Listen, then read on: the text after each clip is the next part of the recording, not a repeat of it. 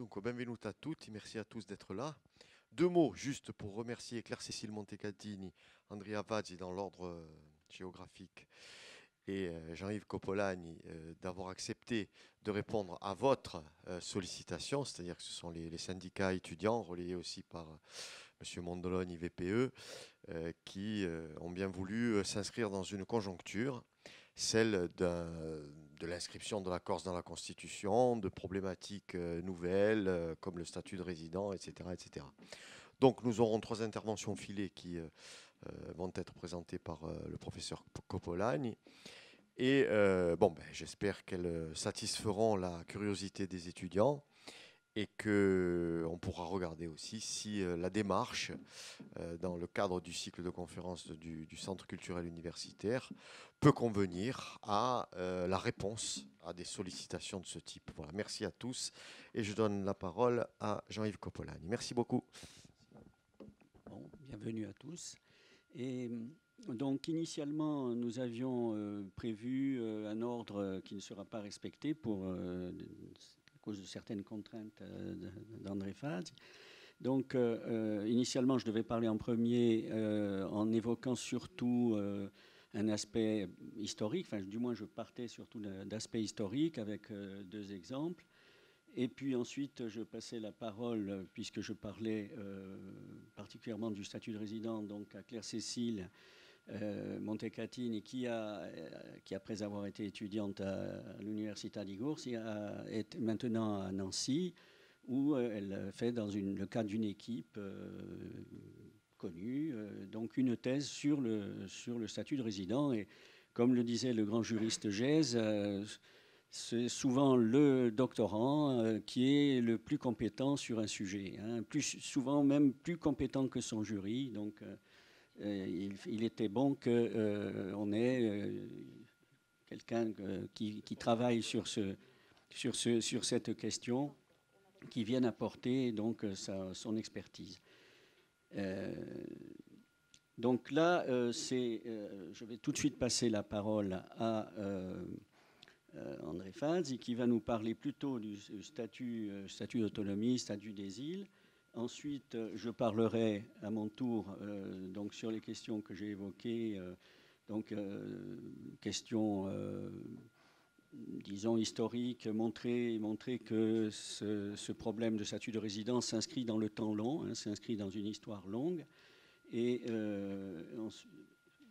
la dernière à parler sera celle qui devait être la seconde, qui devait être la deuxième plus exactement, et qui est donc Claire-Cécile Montecatini. Alors, comme le temps presse, je passe la parole à André.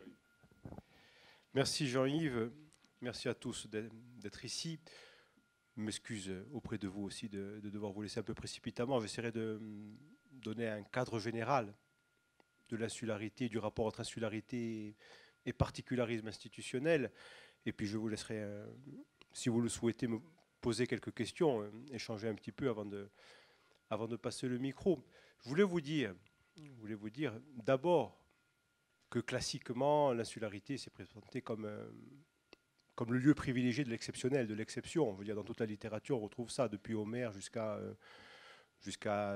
Aldous Huxley, jusqu'aux auteurs contemporains. D'un point de vue politique institutionnel, c'est moins évident. C'est moins évident si on regarde tous les territoires français, c'est évident. Si on regarde les territoires britanniques d'outre-mer, c'est évident. Si on regarde des îles qui sont beaucoup plus proches du continent, comme les archipels grecs, comme les îles estoniennes, comme Gozo à Malte, qui n'a même pas d'autorité régionale, c'est du coup beaucoup moins évident. En France, il y a un cas, je crois, très particulier et malheureusement que les Français eux-mêmes ne connaissent pas. Je veux dire, c'est assez dramatique de ces cités, à mon sens. En France, je crois qu'aujourd'hui, il y a vraiment deux constitutions. Il y a la constitution de la métropole, dans laquelle la Corse est partie intégrante de façon totalement arbitraire. On pourrait tout à fait décider que la Corse doit ressortir une logique différente. Il y a deux constitutions. Il y a la constitution unitaire de la métropole et la constitution des Outre-mer. Les Outre-mer, c'est 12 ou 13 territoires, comme vous voulez. Ça dépend si vous comptez Clipperton ou quoi, qui est un îlot sur lequel il n'y a pas de population permanente. Il y a 12. Il y a aussi les terres australes et antarctiques, la partie de l'Antarctique qui est française. Il y a 12 ou 13 territoires qui ont tous un statut unique. Un statut unique évidemment avec des différences qui sont énormes. Ce qui intéresse le plus encore, c'est ceux qui ont le plus d'autonomie, évidemment. Il n'y a pas que ça. Hein. Je veux dire, évidemment, l'Antarctique, pour régir les manchots, il n'y a pas trop besoin d'autonomie. Ce sont des scientifiques qui gèrent la partie du territoire qui relève de la France. Il y a des territoires comme à Mayotte, dont on parle beaucoup aujourd'hui, qui ont un statut très particulier par rapport au nôtre, hein, qui ont cette collectivité unique qui nous est présentée depuis le continent comme quelque chose d'exceptionnel, qui ont cette collectivité unique, mais qui ont aussi un pouvoir fiscal, que les élus corses demandent, mais qui n'obtiennent pas, manifestement, qui ont aussi un pouvoir fiscal notamment, qui ont la capacité d'intervenir dans quelques matières dans le domaine de la loi. C'est ainsi qu'on présente la chose. Pourquoi on présente ainsi la chose? C'est très simple et malheureusement très formel. Article 34 de la Constitution, la loi est votée par le Parlement. À partir de là, une collectivité ne peut pas voter la loi. Qu'est-ce qu'on dit pour la Polynésie et la Nouvelle-Calédonie? On dit que ce sont des lois du pays. C'est malin. Hein.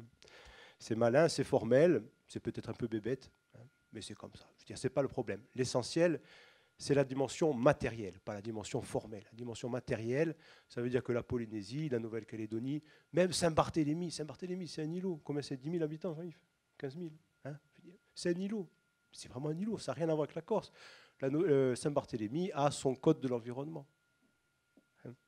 Depuis les années 70, la Polynésie et la Nouvelle-Calédonie ont leur code général des impôts, ont leur code du travail. Hein. C'est-à-dire que là, dans ces territoires-là, l'égalité des citoyens, c'est plus tout à fait la même. C'est évident. C'est évident. Alors le fait qu'ils se trouvent à 24 heures d'avion, ça facilite peut-être les choses. C'est évident aussi. Hein. Ça facilite peut-être les choses, parce que plus on est proche de la métropole, plus il est difficile de créer des distorsions. Si vous supprimez la TVA en Corse, vous pouvez être sûr que ça ne va pas être 8000 personnes qui vont arriver par an, ça va être 20 ou 30. Il ne peut pas y avoir trop de distorsions non plus. Ça, c'est logique. C'est beaucoup plus facile d'en avoir dans un territoire qui est très lointain. Mais pour vous dire, cette France, aujourd'hui, cette France d'outre-mer, en tout cas, c'est une vraie mosaïque. Et encore une fois, il y a vraiment deux logiques très différentes, celle de la métropole, celle des outre-mer. Et le fait que la Corse soit comprise dans le paradigme métropolitain, c'est quelque chose qui est tout à fait arbitraire, qui est consacré, je pense, avec la fin du régime qui est appelé douanier, qui n'avait pas que des défauts, Jean-Yves pourra vous le dire, du régime douanier en 1911 ou 12. 11 ou 12 12. En 1912, je veux dire à partir de 1912, on considère vraiment que la logique, ça doit être la recherche de la plus grande assimilation possible de la Corse avec le continent. À partir de 1982, il y a ce renversement, ce particularisme qui, comme vous le savez, aujourd'hui est considéré nettement insuffisant par la majorité de l'Assemblée de Corse. Et là, il faut, je pense, s'interroger sur... déjà, je vais faire un petit panorama de ces fameux articles de la Constitution, parce que tout le monde parle de 72, 73, 74, 75, dans des termes qui parfois sont un petit peu lourds. Hein, un petit peu lourds. Déjà, l'article 72, ce n'est pas seulement la métropole. L'article 72, ça comprend toutes les collectivités françaises. La Nouvelle-Calédonie n'est pas comprise. La Nouvelle-Calédonie est tellement spéciale. Dans les années 80, on est proche de la guerre civile, d'une situation à la nord-irlandaise, d'un affrontement communautaire. La Nouvelle-Calédonie est tellement spéciale qu'on lui reconnaît le droit à l'autodétermination. Le 4 novembre, elle vote sur son indépendance, la Nouvelle-Calédonie. Et, comment dire, son statut, en fait, est conditionné par un accord politique, quelque chose qui n'a pas été envisagé apparemment dans la discussion entre les Corses et le gouvernement. C'est-à-dire, la Constitution indique le statut de la Nouvelle-Calédonie est établi suivant les termes de l'accord de Nouméa. Or, l'accord de Nouméa se fonde sur quoi? C'est important. Il se fonde sur la reconnaissance du peuple kanak. Il dit, les Français sont arrivés en Nouvelle-Calédonie, je ne sais plus, en 1800, je ne sais pas quoi. Quand ils sont arrivés, il y avait un peuple. Et ce peuple, ils l'ont colonisé. C'est quand même très spécial. C'est quelque chose qui, du point de vue continental, est aujourd'hui inenvisageable pour la Corse. Il faut le reconnaître. Peut-être que ce ne sera pas dans 30 ans, ça, je ne sais pas. Donc la Nouvelle-Calédonie ne fait pas partie de l'article 72, elle a un titre à part de la Constitution. Donc l'article 72, c'est toutes les collectivités et la métropole plus précisément. L'article 73, c'est ce qu'on appelle les départements d'outre-mer. Les départements d'outre-mer, ce sont la Martinique, la Guyane, la Réunion, la Guadeloupe et aujourd'hui Mayotte. Mais Mayotte qui a un statut très particulier, hein, très particulier. Vous connaissez peut-être l'histoire, veut dire le Mayotte demande à rester dans la France lorsque les Comores déclarent vote pour leur indépendance. Les Nations Unies, d'ailleurs, en veulent beaucoup à la France à ce sujet-là, mais Mayotte a un statut très particulier. Enfin, excusez-moi, que permet cet article 73 de la Constitution? C'est aujourd'hui, grosso modo, ce qui est proposé proposé aux élus corses par le gouvernement français. Qu'est-ce qu'il propose? Il propose que, vous savez que depuis 1982, l'Assemblée de Corse peut faire des demandes de modifications législatives et réglementaires auprès du gouvernement français. Il peut faire des demandes, seulement ces demandes, la plupart du temps, elles ne sont pas écoutées, peut-être même pas lues. Elles sont très rarement suivies des faits. Les départements d'outre-mer ont ce même statut, sauf que eux peuvent demander à être habilités eux-mêmes à intervenir dans le domaine de la loi ou dans le domaine de leurs compétences pour adopter des mesures particulières. Sauf que c'est un dispositif qui est très lourd. C'est un dispositif qui est très lourd. Il faut passer par l'habilitation du Parlement français. Le Parlement français, il est surchargé de travail. Il n'a certainement pas envie d'écouter les demandes des Martiniquais et des Guadeloupéens. Ce qui fait que depuis 2007, vous avez, je ne me rappelle plus, j'avais fait le compte, il y a environ 12 collectivités, y compris qui relèvent de l'article 74, qui peuvent utiliser ce type de dispositif. Ce type de dispositif, il a été utilisé par ces 12 collectivités moins de 50 fois. La majorité des collectivités qui peuvent l'utiliser ne l'ont même pas utilisé. Et celles qui l'ont utilisé, en général, on dira que ce n'est pas pour infléchir très sensiblement le sens des politiques publiques. Je veux dire, si vous voulez, il y a des habilitations qui ont été données pour créer des commissions, des habilitations qui ont été données pour créer une institution particulière. Bon, c'est peut-être pas la plus bête en Martinique, une autorité centrale, une autorité régionale des transports. Il y en a qui sont même un petit peu ridicules, comme l'installation des chauffe-eau solaires. C'est pas ça qui change la vie d'une société.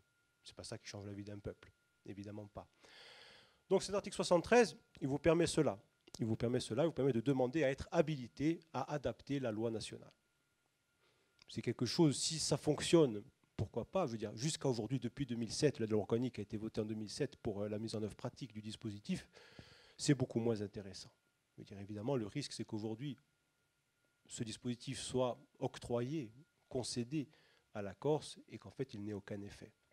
Ce serait évidemment une mauvaise chose, à tout point de vue.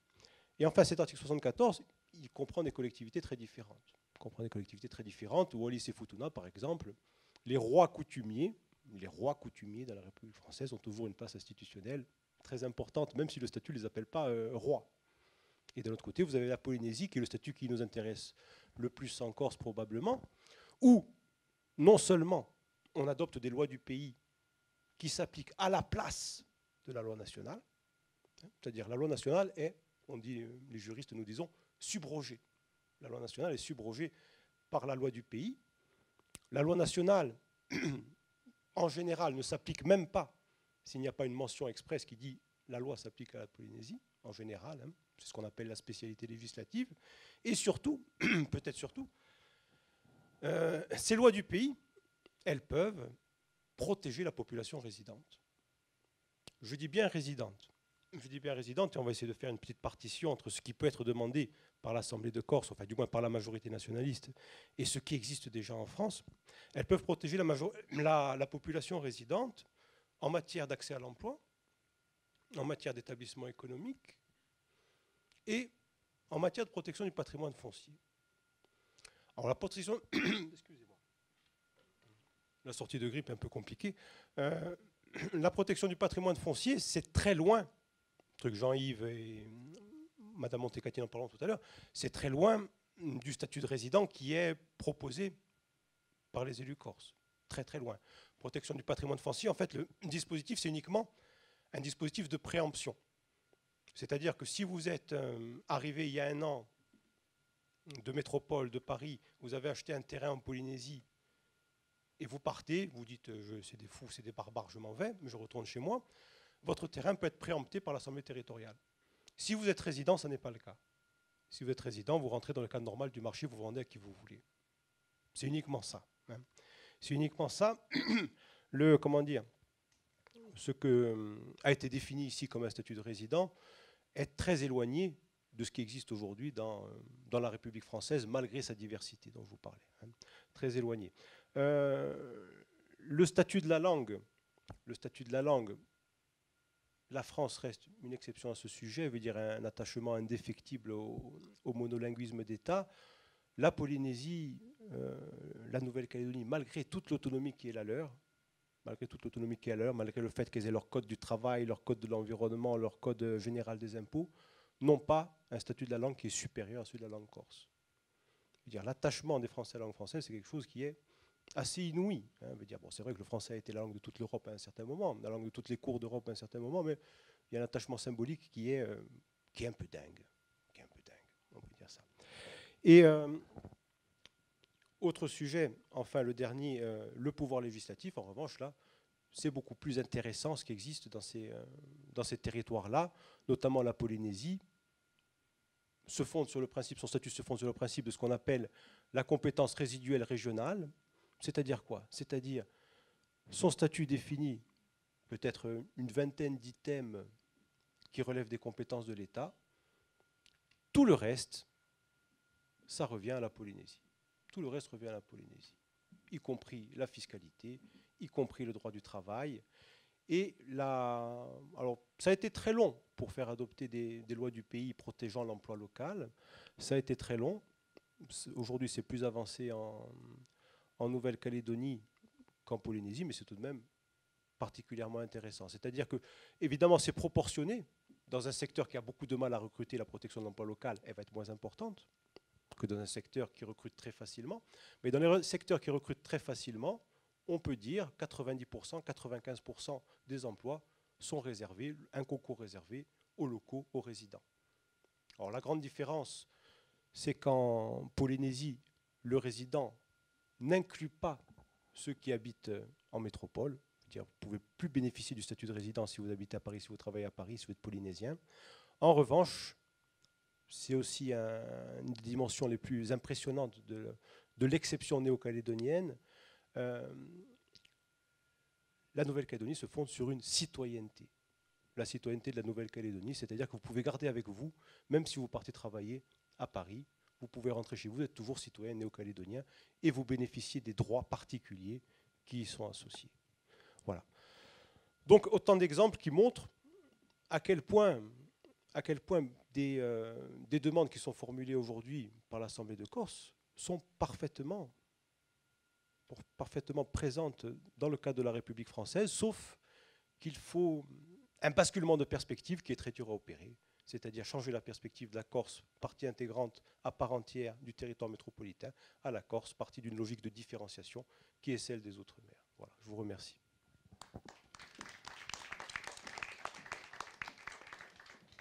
On peut peut-être prendre quelques questions avant de vous donner la parole, puisque André doit nous quitter. Je ne sais pas s'il y a des... Oui, Marité.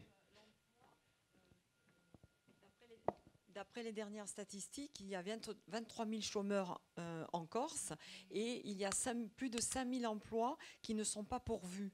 Alors, comment pourrait-on expliquer cette problématique, sachant que dans certains emplois sont dans le secteur style boulanger, boucher, etc. Ce sont les dernières statistiques qui ont été présentées la semaine dernière. Et donc, comment vous expliquez cette situation en Corse, plus particulièrement? Alors, je pense que vous sortez un petit peu du sujet initial, mais c'est un sujet qui m'intéresse tout autant. Moi, je veux dire, à mon avis, le grand défi de l'actuelle majorité, qui est au pouvoir depuis décembre 2015, c'est tout autant l'obtention de pouvoirs normatifs permettant d'adapter réellement les lois à la situation de la Corse. Je veux dire, il y aurait beaucoup d'exemples possibles, que modifier les structures générale de l'économie corse, ce qui me paraît beaucoup plus compliqué. Moi, je comprends très bien que l'économie corse est structurée autour de 3 grands piliers qui sont le BTP, la grande et moyenne distribution et le tourisme estival, et que ces 3 secteurs-là, malheureusement, ils proposent quoi comme emploi en général? Je veux dire, pas boucher et boulanger. Ils proposent des emplois où on travaille 4 ou 6 mois par an, où on est mal formé, où on est mal payé. Et je comprends très bien, malheureusement, que beaucoup de jeunes Corses ne veulent pas se lancer sur ces voies-là. C'est pour ça que j'ai peur que le niveau élevé de chômage de la Corse aujourd'hui soit structurel. Veut dire, je sais que l'actuel exécutif prétend le baisser à 7%. Je pense qu'il aura énormément de mal à le baisser à un tel niveau, tout simplement parce que ce sont des secteurs qui n'emploient pas sur toute l'année, qui reposent beaucoup sur une main-d'œuvre qui arrive du continent. ou de l'étranger. En ce qui concerne le tourisme, nous avons tous connu ces entreprises touristiques qui n'embauchent qu'en Slovaquie, qu'en Roumanie, pour pouvoir profiter de charges sociales qui sont inexistantes ou ridicules. Et je crois que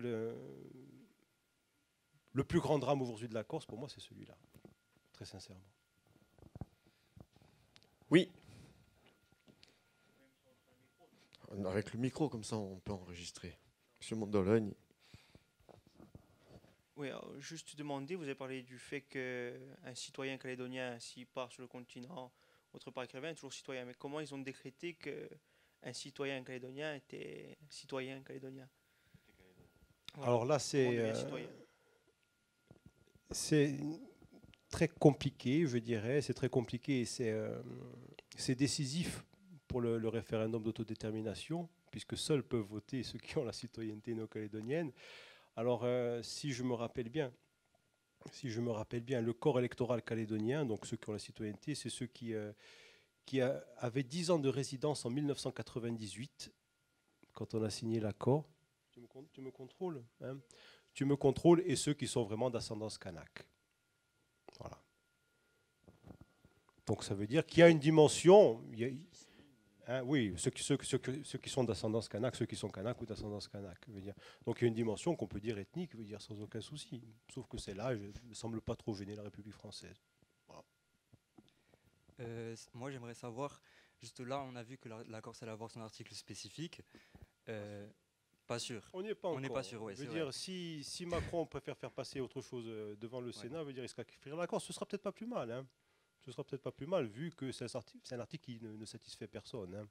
Non, mais si on va vers cet article spécifique, donc ce serait le 72.5, qu'est-ce que ça apporte je dirais, pourra pas légiférer, la Corse, on a vu, juste adapter les lois et les réglementations. Qu'est-ce que ça va lui apporter de plus si au final il veut faire un droit à la différenciation et que ce serait le droit commun des autres régions? Au final, qu'est-ce que ça apporte d'avoir un article spécifique? Ça apporterait assez peu, mais malgré tout, le fait que les contraintes particulières de l'insularité soient spécifiées dans la Constitution, ça peut favoriser la différenciation. Parce qu'il faut bien concevoir une chose. Il parle de droit à la différenciation. Le droit à la différenciation s'exerce dans un cadre général, c'est-à-dire que la différenciation ne saurait être que proportionnée à une différence objective. C'est-à-dire que vous ne pouvez pas dire moi je veux mon droit de différenciation, je baisse l'impôt sur le revenu de 5% ou de 5 points. C'est pas vrai, ça. Il faut que ce soit conditionné à une différence de situation objective, ce qui est déjà le cas. Si ce droit à la différenciation est consacré, inscrit dans la Constitution, évidemment, ce sera un petit peu plus facile de le justifier. Hein, c'est vrai. Mais regardez, pour ces départements d'outre-mer dont je vous parlais, depuis 1946, depuis la 4ème République, on dit les lois et les règlements peuvent être adaptés là-bas en fonction des contraintes particulières. Depuis 2003, on dit juste ils peuvent être adaptés, on dira de façon beaucoup plus libre. Au niveau de la jurisprudence, au niveau des décisions du Conseil constitutionnel, ça se voit très mal. Hein. Ça se voit très mal. On voit qu'en fait, l'idée unitaire, qui est l'idée de base pour la métropole et pour ces départements d'outre-mer, reste de très loin le principe le plus influent lorsqu'il s'agit de juger de ces... de ces règles différenciatrices. Donc il est possible que ça n'apporte pas grand-chose, hein, c'est certain, mais malgré tout, le fait d'inscrire des contraintes particulières de la Corse, c'est quelque part reconnaître la nécessité ou l'utilité de ces règles, de ce particularisme. Merci. Je crois que c'est vrai que si l'on s'oriente vers cet article 72 qui ne fait que décrire, hein, c'est un article descriptif et comme le disait hier Vanda Mastor, non normatif. Bon. Et donc, ça nous ramène d'ailleurs aux constitutions de l'ancien temps, pas aux constitutions modernes. Une constitution moderne, elle a une caractéristique, c'est d'être normative. Et là, cet article ne serait pas normatif. Mais il peut avoir le fait de reconnaître qu'il y a que la Corse a une île. Ce n'est pas rien, puisque comme Emmanuel Arène un jour a dû dire, c'était autour de 1900. Il a dû dire aux députés français de la Troisième République, la Corse est une île entourée d'eau de toutes parts. Parce qu'en France, on n'a pas tellement conscience de ce qu'est l'insularité, les contraintes d'insularité. Bon. Donc c'est une île montagne. Et dans le cadre d'une jurisprudence plus bienveillante que ce qu'elle n'est aujourd'hui du Conseil constitutionnel, ça peut donner un appui à une argumentation. Ça peut donner un point de départ, une argumentation. À l'heure actuelle, le Conseil constitutionnel est verrouillé, il ne fait même plus la différence des catégories. Avant, il y avait l'égalité, le principe d'égalité par catégorie. Hein. On estimait que les gens devaient être égaux, mais dans une catégorie. Là, maintenant, c'est presque l'égalité absolue. La dernière jurisprudence du Conseil constitutionnel, à cause de Corse, d'ailleurs. Hein. Je ne dis Micanon, mais c'est deux Corses, essentiellement, qui mènent le jeu autour de ça. Bon. Et donc, s'il y avait... Bon, le Conseil constitutionnel, il va évoluer, et à ce moment-là, ça peut aboutir à une... Ça n'est pas sans aucune conséquence, ça peut aboutir à une jurisprudence plus libérale. Voilà. Je prends un exemple, la fiscalité des successions. Fiscalité des successions, l'Assemblée de Corse vote à l'unanimité, si je me rappelle bien, une délibération demandant le transfert de la compétence en fiscalité des successions à l'Assemblée de Corse. Ce transfert est refusé, il nécessite une révision de la Constitution. Il est refusé, et je ne sais pas si vous vous en rappelez, il y a déjà quelques années, première mouture, bon, le gouvernement accepte, le gouvernement de M. Hérault accepte de dire, bon, très bien, dans la loi de finances, on dit le régime particulier des droits de succession en Corse, on le proroge de 5 ans. Réponse du Conseil constitutionnel, pas question. Bon, c'était largement improvisé.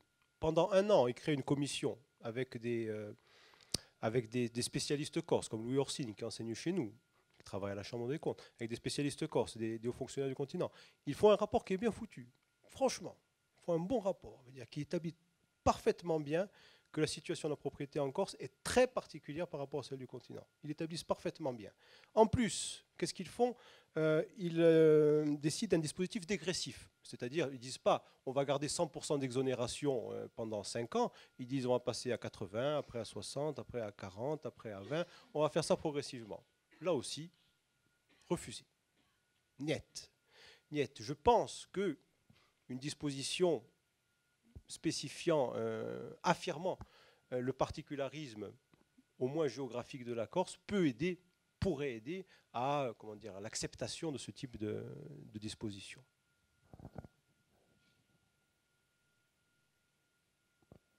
On parlait du passage donc de la fiscalité successorale de l'État à la collectivité territoriale. Moi, j'ai une crainte, d'ailleurs je l'avais exprimée au Conseil supérieur du GIRTEC, c'est qu'on a un précédent. Il y a un volet de l'arrêté Miot qui portait sur les droits de mutation entre vifs, c'est-à-dire ce qu'on appelle vulgairement les frais de notaire. Quand on vend un bien immobilier, c'était fiscalité d'État, et grâce à un volet de l'arrêté Miot, à un alinéa de l'arrêté Miot, les Corses étaient avantagés, ils payaient moins, ils payaient grosso modo 50%. Quand c'est passé, il y a une quarantaine d'années, à la fiscalité locale, en l'occurrence, non pas la collectivité territoriale qui n'existait pas, mais les départements corses, on est devenu champion, les départements corses sont devenus champions de toute catégorie en France de cette fiscalité. Département de Haute-Corse, c'est là où je crois encore maintenant on paye le plus pour les droits de mutation. Enfin, il doit être un peloton de tête en tout cas. Donc il risque d'y avoir ça aussi.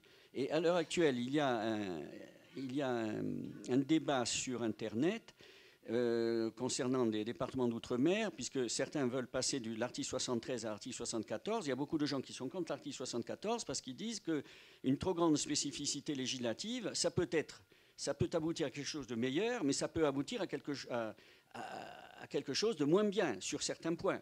Hein, je prends un exemple, si ce sont les patrons qui sont entendus pour la modification de la loi locale, eh bien, les salariés peuvent être désavantagés et vice-versa. Oui, bon, ça peut aboutir à une certaine déstabilisation. Hein.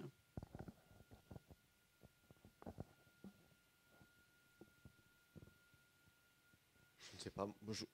Je crois qu'on a encore des questions, mais on ne voudrait pas trop non plus anticiper sur les propos des... Il y a deux départements d'outre-mer qui ont voté par référendum pour passer en collectivité d'outre-mer, c'est-à-dire pour passer d'article 73 à 74, et qui ont refusé. Bon, la participation a été très faible, ça a été très mal foutu, on dira, veut dire comme beaucoup de référendums, comme celui sur la collectivité unique en Corse en 2003, comme celui sur la collectivité unique en Alsace en 2013. Ça a été très mal organisé, mais on peut dire quand même les populations ont refusé. C'était en Guadeloupe et en Martinique. Donc, Jean-Yves a raison, il n'y a pas forcément une aspiration à une plus grande spécificité. Mayotte, au contraire, a voulu plus d'intégration. Et là, bon, moi j'ai beaucoup de sympathie pour les Mahorais qui sont dans une situation sociale très compliquée. Il faut bien avouer que leur classe politique, en revanche, quand elle a justifié le passage, la demande au département, c'était uniquement sur des motivations pécuniaires. C'est-à-dire on veut plus d'aide sociale de l'État. C'était assez frappant comme argumentaire. André, on a parlé des exemples français. Peut-être qu'il y a des exemples autres que français qui peuvent intéresser la Corse. Est-ce qu'il y a des pays beaucoup plus ouverts à des formes d'autonomie qui pourraient nous intéresser? Parce qu'apparemment, les îles, de façon assez généralisée, ont des statuts particuliers, statuts d'autonomie dans le cadre de leur nation d'attache respective. Pardon, tu vois donc. Disons que l'Italie, le pays qui nous est culturellement le plus proche, si je ne m'abuse, a beaucoup de difficultés avec ses autonomies régionales, du fait de la qualité très changeante, mais très très changeante des classes politiques régionales. Si vous voulez dire, en Sicile, moi j'ai pas mal de collègues maintenant, ils veulent la suppression de l'autonomie spéciale. La Sicile et la Sardaigne ont une autonomie spéciale qui leur donne plus de pouvoir que les régions continentales en général. Je veux dire, il y a des collègues qui veulent la suppression de l'autonomie spéciale tellement ça a été une gabegie épouvantable. Il y a des milliards engloutis, des milliards détournés, des trucs affreux. Un truc vraiment affreux. La Sardaigne, la classe politique, on peut dire qu'elle n'a pas été très performante non plus. A contrario, le Sud-Tyrol, le Haut-Adige de langue allemande, dont le statut repose sur un accord international avec l'Autriche après la guerre, a une autonomie encore plus large que celle de la Sardaigne et pratiquement que celle de la Sicile. Elle est totalement bilingue. Je veux dire, quand vous êtes de langue allemande, vous dites je suis citoyen de langue allemande. Quand vous êtes de langue italienne, vous dites je suis citoyen de langue italienne. Et tout est organisé autour de ça, sans que ça provoque de conflits communautaires. Je veux dire, donc le côté insulaire n'est pas forcément porteur de plus d'autonomie. C'est la qualité de la classe politique régionale qui est décisive. Aux Baléares, les Baléares, souvent on s'en moque. Souvent on s'en moque, on ne devrait pas trop s'en moquer. Dire, sur 5000 km², accueillir 16 millions de touristes par an sans qu'il y ait de guerre civile, c'est quelque chose, il faut quand même le faire. Il faut surtout réussir à gérer des services publics, l'assainissement, les hôpitaux, la santé, avec une telle masse de touristes qui arrivent tous les ans. Et contrairement à ce qu'on croit, aussi la classe politique des Baléares, vous avez la baie de Palma qui est ruinée, mais malgré tout, aujourd'hui, qu'est-ce qu'on fait? Les 2 étoiles, on les rase, on fait des 4 et des 5. C'est pas mal. Et vous avez une grande partie de l'île de Majorque qui est en très bonne situation environnementale. Les caricatures, méfions-nous des caricatures. Méfions-nous, elles sont très dangereuses. Elles sont très dangereuses. Les Baléares, pour beaucoup de choses, on ne devait absolument pas leur ressembler, c'est normal. Pour beaucoup de choses, on peut s'en inspirer. Leur capacité à gérer des masses humaines pareilles sur leur territoire, avec ce que ça implique de coûts, de politique, de structure, d'infrastructure, c'est admirable, carrément.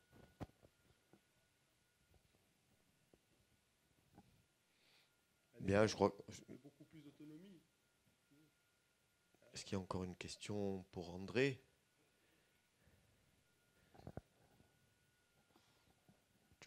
Non. Dernière chose sur laquelle je voudrais revenir sur les revendications actuelles de la majorité territoriale. Et je peux t'anticiper un petit peu, c'est pas trop grave.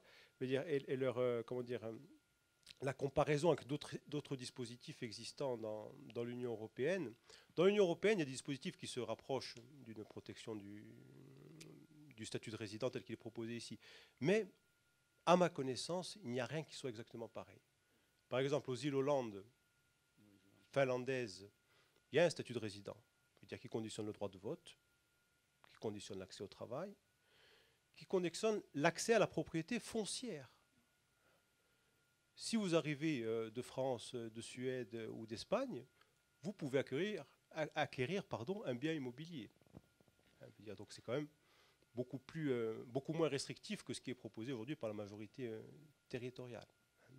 Il faut quand même se le dire. Et surtout, je dirais, au Danemark et à Malte, on dit qu'il y a interdiction d'acquérir des résidences secondaires pour les étrangers. C'est vrai.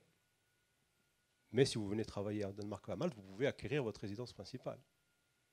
Oui, je veux dire, c'est quand même des dispositifs qui sont moins restrictifs et surtout, elle en parlera plus longuement que moi et certainement mieux, et surtout qui ont été inscrits dans le droit primaire, c'est-à-dire dans les traités, à travers les traités d'adhésion. Et les traités d'adhésion et le droit primaire en général européen, leur caractéristique, qui est une entrave terrible pour pouvoir envisager l'obtention d'un tel dispositif en Corse, leur caractéristique, c'est qu'ils doivent être votés par l'unanimité des États membres. Alors, à supposer même que la France dise « Ok, très bien, il y a 8000 personnes qui arrivent par an, les prix de l'immobilier explosent en Corse, c'est vrai, on le reconnaît, on vous donne un statut de résident », il faudrait qu'il y ait 26 ou 27, je ne sais pas si je compte le Royaume-Uni, États européens qui disent « D'accord, nous acceptons une exception au principe fondateur de l'Union européenne qui est la liberté de circulation, avec ses qualités et ses défauts ». Et ça, je crois que c'est malheureusement très difficilement envisageable. So mica se c'è una precisione da portare. Bon, André, ti ringraziamo molto per... Ah, puoi fermare un po', va bene. Bon, ben allora possiamo continuare normalmente. Donc, pour ma part, étant historien du droit, j'avais choisi de parler, disons, du poids de l'histoire pour ces régimes, d'autonomie, pour des îles en dépendance. Puis je vais prendre deux exemples d'îles en dépendance. Je ne vais pas parler d'îles comme Malte ou Chypre, qui sont des États, parce que c'est pas pour le moment en tout cas, c'est pas comparable à la Corse. Et donc montrer que le statut actuel, y compris le statut de résident qui est lié d'ailleurs au statut d'autonomie, au statut de large autonomie, ce sont des dispositifs qui sont arrivés très lentement dans le temps. Il y a eu un processus, vous verrez pour les deux îles, c'est des processus qui s'étalent sur des siècles. Alors bon, je ne veux pas désespérer l'auditoire, mais... bon, mon but n'est pas aussi de dire il faut être patient, mais il faut comprendre que le poids de l'histoire est essentiel dans cette affaire. Et si l'on compare à l'histoire du droit corse, souvent on donne de l'histoire du droit corse une vision très simpliste. Or, l'histoire du droit corse, pour moi, elle est allée plutôt un peu en zigzag, puisque si l'on part, je ne parlerai pas on peut partir du Moyen-Âge d'ailleurs, ça a une importance. La Corse a été un comté carolingien. D'ailleurs, tard dans l'histoire, jusqu'au XVIe siècle, on lisait des comtes de Corse. C'était un vestige du comté carolingien. La Corse a été donnée, comme vous le savez, à la papauté, ce qui fait que la Corse est devenue une terre vaticane. Bon. Ensuite, elle a été gérée par Pise, pour le compte du Vatican. En quelque sorte, Pise n'était que le vassal du Vatican. Et puis Gênes a profité de ce qu'elle a emporté à la bataille de la Meloria. Gênes était devenue a été une puissance européenne très importante dont on n'a pas idée. Ça a été le Wall Street de la fin du Moyen-Âge. C'est là qu'on a créé des multinationales, etc. Donc avec ce poids-là, Gênes a pu, comme disaient les justificateurs et les révolutionnaires du Corsica, et ils ont usurpé finalement la Corse. Ils ont pu, avec la complicité de Corse, avec Sambruccio d'Alande. Je disais souvent à mes étudiants, je ne vois pas pourquoi vous fêtez Sambruccio d'Alande, c'est un collabo. Bon. Et donc, Gênes s'est implanté, n'a pas fait que du mal d'ailleurs. On a beaucoup médit de Gênes. Ensuite, il y a eu cette révolution de Corse qui est partie de problèmes. On a demandé la suppression du port d'armes, ça a augmenté les impôts. Et ensuite, il y a eu une révolte qui, à l'origine, le facteur de la révolte, je n'ai pas les causes, mais le facteur, ça a été le problème fiscal. La révolte a commencé assez lentement et puis ensuite les notables l'ont rattrapé. C'est dommage que vous ne soyez pas venu écouter Antoine-Marie Graziani lors de sa prestation toute dernière. Voilà, et il a montré que des gens comme le père de Paul était parmi les nobles 12 et assez proche des Génois hein, au tout début de la révolte. Et donc ensuite, il y a eu donc la période de la guerre de 40 ans avec des gouvernements nationaux. Mais ces gouvernements nationaux, certains ne cherchaient que le protectorat. Hein, je pense Pascal Pau lui-même cherchait un protectorat. Il a essayé de jouer avec l'Angleterre, la France jusqu'en 1764. Après, il a essayé de négocier, ça on le sait, c'est très clair. Il y a même les documents avec Choiseul. Tout ce qu'il cherchait, c'était un protectorat. Bon, ensuite, comme il y avait un parti français en Corse. Depuis que la Corse avait été française de 1553 à 1559. Et ça avait eu des effets dont on ne parle pas assez, c'est qu'en droit de la nationalité en France, dès lors qu'une terre a été française, droit du sol absolu, les gens de cette terre, même si elle est perdue volontairement, à plus forte raison si elle est conquise par des ennemis, il reste régnicole français. Régnicole français, ça veut dire citoyen. C'est l'équivalent de citoyen. Il n'avait plus besoin de demander la naturalisation pour aller en France. Ce qui gênait les Corses pour aller en France, à l'époque où ils travaillaient en France, c'était la langue. Mais il y en a eu pas mal, notamment des gens qui se sont installés à Marseille, etc. Des gens qui ont été soldats, ça, il y en a eu beaucoup, mais enfin, il y en a eu dans d'autres pays, Espagne, Italie, etc. Mais ça a permis un parti français, d'autant qu'il y a eu un des fils de Sampiero qui a été maréchal de France. Bon. Donc il y avait un entraînement. Et à la fin de la justification, vous pouvez lire que Salvini offre la Corse au roi de France. Il dit, et vous, trois rois très chrétiens, parce qu'il lui rappelle qu'il était propriétaire, qu'il a donné au pape, et qu'il y a et puis il y avait cette qualité de régnicole. Bon, ensuite, il y a eu donc la période française d'Ancien Régime. Pendant la période française d'Ancien Régime, la Corse reste, au terme du traité de Versailles, un royaume distinct du royaume de France et n'est pas vendu, comme on le dit quelquefois. Le domaine utile, puisqu'on se situe dans le droit féodal, le domaine utile seulement de la Corse est donné comme vif gage au roi de France. Ça veut dire que le roi de France ne doit pas gagner d'argent parce que le prêt-intérêt est interdit aux chrétiens et le roi très chrétien ne peut pas donc gagner d'argent en Corse. Donc tout argent gagné en Corse est déduit de la dette de Gênes et facilite la récupération par Gênes. Et Gênes garde le domaine éminent, c'est-à-dire qu'il reste suzerain de la Corse, selon le dispositif du traité de Versailles. Donc c'est un royaume distinct avec, donc, dans le cas du droit féodal, 2 maîtres. Domaine éminent Gênes et domaine utile le roi de France. Bon. C'est comme ça qu'on a commencé à faire des expériences, même ruineuses en Corse, parce que de toute façon, même si on perdait de l'argent en Corse, ça avait un intérêt. L'argent perdu en Corse, utilement, eh bien, à ce moment-là, enfin, qui paraissait être dépensé utilement, permettait d'augmenter la dette de Gênes. Et si on en avait gagné, ça aurait facilité la récupération. Bon.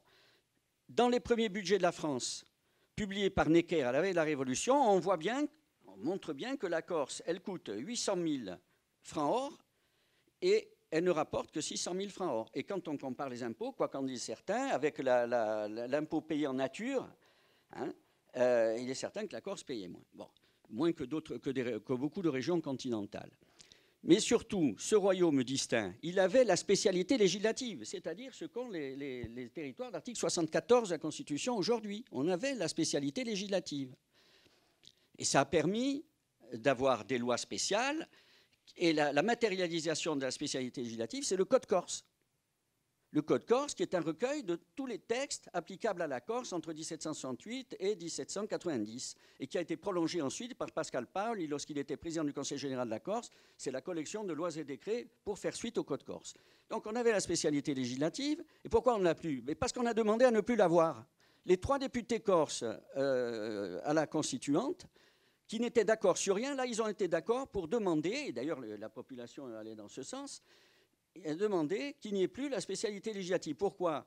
Parce qu'on voulait que la Corse soit intégrée au territoire français. On a demandé que la Corse soit intégrée au territoire français. C'est le sens du décret du 30 novembre 1789, publié au Code corse par lettre patente en janvier 90, et qui dit, désormais, la Corse fait partie de l'Empire français, on veut dire par là le territoire français, et les Corses et les habitants de la Corse sont soumis à la même constitution que les Français.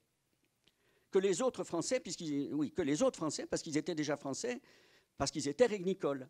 C'est-à-dire le territoire était un territoire distinct, en union personnelle, il y avait le roi de commun, en union personnelle avec la France. Le territoire de la Corse était un royaume distinct, mais les habitants de Corse étaient français, du moins en droit interne français.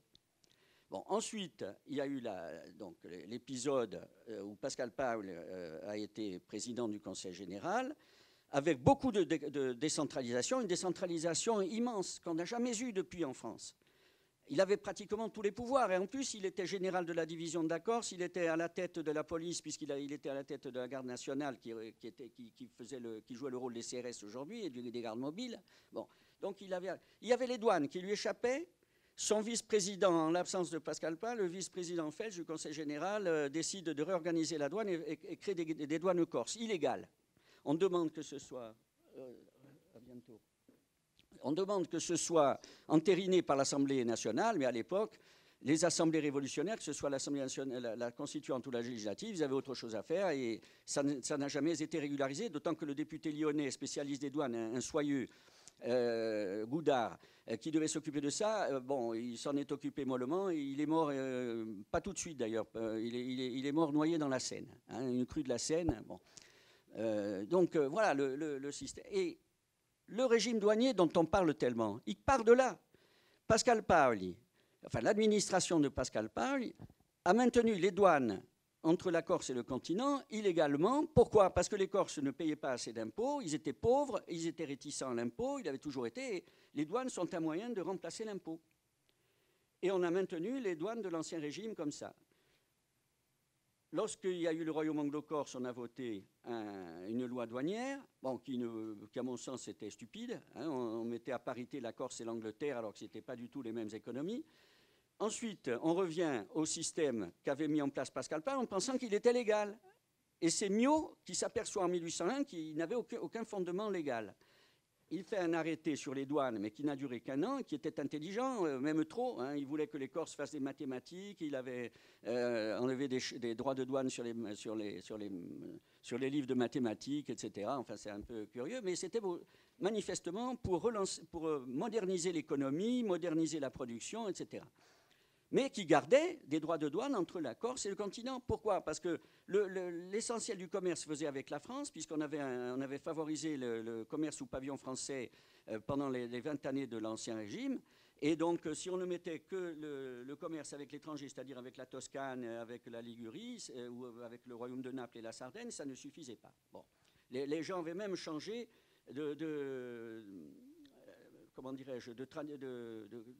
d'habitudes alimentaires. Par exemple, du fromage de Sardaigne qui était utilisé dans la cuisine à Bastia avait été progressivement abandonné. On avait changé les coutumes alimentaires parce que les fromages sardes avaient été plus chers. Ensuite, après Miot, ça a été le droit commun. Ça a été le droit commun douanier. Jusqu'en 1808. En 1808, alors il y a une fraude, etc. Et la Corse devenait une brèche dans le blocus continental. Et Napoléon était omnubilé par le blocus continental. D'ailleurs, ça a été sa perte. La campagne de Russie, c'est parce qu'il voulait contraindre le tsar à observer le blocus continental. Il se met en colère contre la Corse. Il était en route vers l'Espagne en 1808. Il prend un décret impérial dont il a eu honte puisqu'il ne l'a pas publié au bulletin des lois. Puisque depuis 1794, il y a un bulletin des lois où sont publiés tous les décrets et les lois. Celui-là n'est pas publié. Il fait de la Corse une terre étrangère. Du point de vue douanier seulement. Il renvoie les douaniers, il n'en garde que quelques-uns, il les met sous la direction de Livourne et de Florence. Le contentieux douanier de la Corse se traite à Florence, mais de toute façon, tout ce qui vient en Corse, donc de l'extérieur, ne paye pas de droits de douane, et tout ce qui sort de Corse et qui va vers l'Empire français, qui était presque toute l'Europe à l'époque, paye comme s'il venait d'un pays étranger qui n'a aucun traité de commerce avec l'Empire français. Alors ça a duré jusqu'en 1811. En 1811, les ministres ont dit à Napoléon, bon, c'est quand même un peu choquant.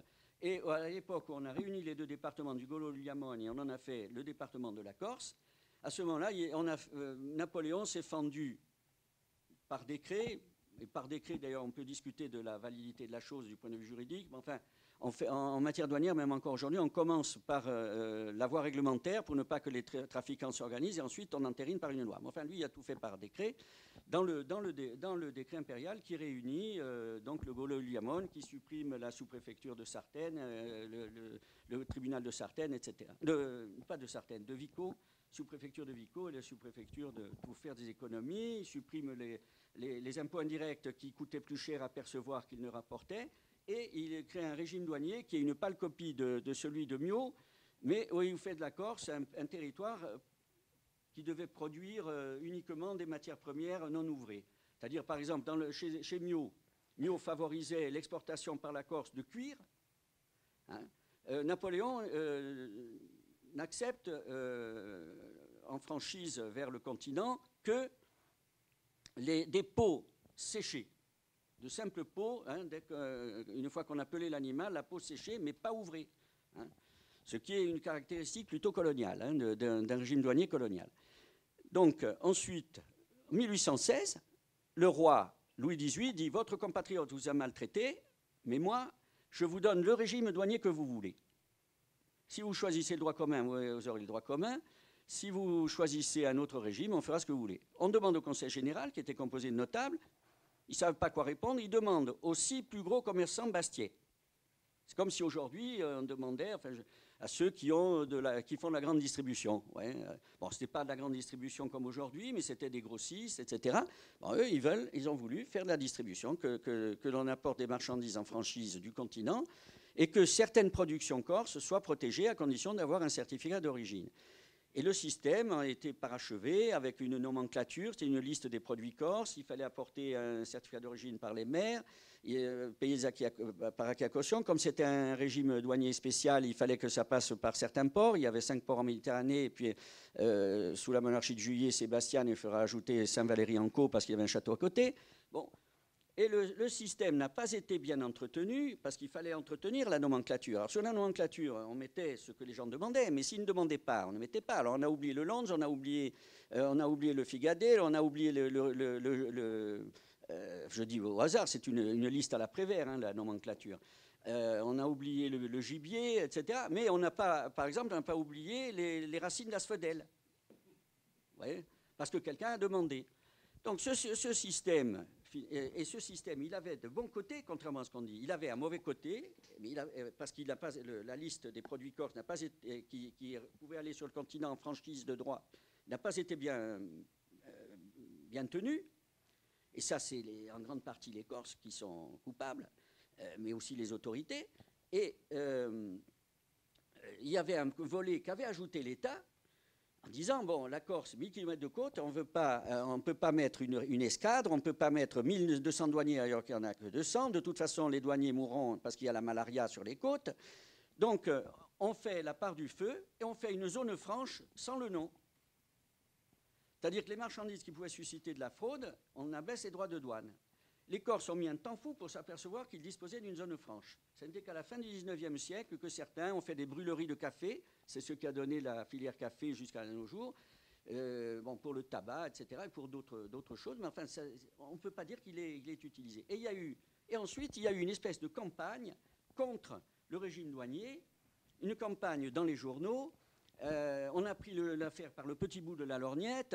Par exemple, on avait oublié les chaussettes tricotées par les mamans et on a dit, voilà, les jeunes recrues, les jeunes qui font le service militaire, quand ils ont froid aux pieds, ils demandent à leur maman de leur envoyer des chaussettes. Les chaussettes, on dirait qu'elles arrivent d'un pays qui n'a aucun traité de commerce avec la France. Et donc, du coup, le prêt du soldat, qui était limité, ne permettait pas de payer les droits de douane. Et les chaussettes, elles allaient aux épaves de la poste. Bon. Et on a montré comme ça toute une série de bizarreries. Les premières voitures automobiles qui sont arrivées en Corse à la fin du 19e ou au début du 20e siècle, à l'aller, elles arrivaient sans droit de douane. Au départ, on aurait dit qu'elles étaient fabriquées dans un pays qui n'avait aucun traité de commerce avec la France. Il fallait pratiquement repayer la moitié du prix. Et comme elles étaient chères... Bon. Et comme ça, on a mis en exergue aussi que les femmes étaient la pudeur des femmes était atteinte par le fait que des dames visiteuses à la douane pouvaient leur faire une fouille au corps, du moins celles qui étaient signalées, etc. Donc on a pris en grippe ce système. Et le ministère des Finances de l'époque, qui savait que les Corses gagnaient à peu près 500 000, par rapport au droit commun, 500 000 francs hors par an, ben ils ont attrapé ce train-là. On a envoyé une commission en Corse, présidée par Delaney, qui était un ancien préfet de la Corse, devenu directeur général des douanes. Alors, il a dit des choses très vraies, que l'économie corse était en retard, c'est vrai, mais ce n'était pas le régime douanier. Hein. Il y a une étude qui a été faite par un professeur d'économie de l'Université de Corse qui montre que ce qui a créé l'effondrement, c'est la mise en concurrence de l'économie corse archaïque et de l'économie du continent par les liaisons maritimes régulières. C'est là, la concomitance, elle est là, pas avec le régime douanier. Mais les Corses voulaient être français. Parce qu'on le voit bien, ce qui domine à l'époque, c'est être français à part entière. C'est pour ça que je dis que ça a été un peu en zigzag. Hein, après avoir voulu que le territoire, pour une raison qui était peut-être un peu conjoncturelle, hein, en 1789, on avait peur que les caisses de la France étant vides, on rende la Corse, même si Gênes ne remboursait pas ses dettes, hein, le bruit avait couru. Et là, en 1909 plus exactement, on veut être français à part entière, on ne veut plus ce régime douanier, même s'il a des côtés favorables et s'il est globalement favorable. Ce qui fait qu'à la chute de Clémenceau, c'est Caillot qui reçoit les Corses, qui continue à demander ça, notamment les syndicats d'initiative. Il dit, bon, vous êtes comme les femmes qui aiment être battues, mais comme c'est l'intérêt du Trésor, on vous le donnera. Et on a maintenu quand même, grâce à Landry, le café, une dérogation sur le café, c'est ce qui a fait la filière café, et une dérogation sur le tabac, parce qu'on a fait croire, on a fait semblant de croire à Paris que l'arbre à tabac et le tabac tropical pouvaient être confondus. Voilà. Et ça a fait la filière tabac, et ça a duré, ensuite il y a eu des séquelles. Alors cela pour vous expliquer, je n'avais pas envisagé de vous parler de ça, pour montrer que le cheminement historique de la France, de la relation de la Corse avec la France, il est un peu en zigzag, si on le regarde sur le temps long des historiens de la dernière génération. On parle beaucoup de Brodel, parle du temps long, mais il n'y a pas que Brodel, il y a toute l'école de Brodel. Sur le temps long, il est certain qu'il y a là beaucoup de zigzags. Alors, ce dont je voulais vous parler, et je vais essayer d'être plus court et moins bavard, je voulais vous parler pour vous montrer justement que les autonomies et les statuts de résident qui y sont attachés s'inscrivent dans un temps long. Je vais parler de deux îles en dépendance, deux îles européennes. Hein, deux îles européennes. Les îles deux îles ou groupes d'îles, en fait, ce sont des archipels.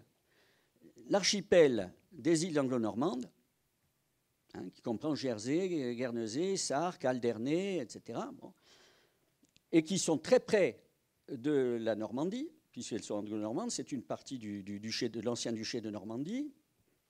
C'est un peu la position de la Corse par rapport à la France, c'est-à-dire que c'est une population française à l'origine, qui est très près de la France, mais qui dépend du Royaume-Uni de Grande-Bretagne. Bon.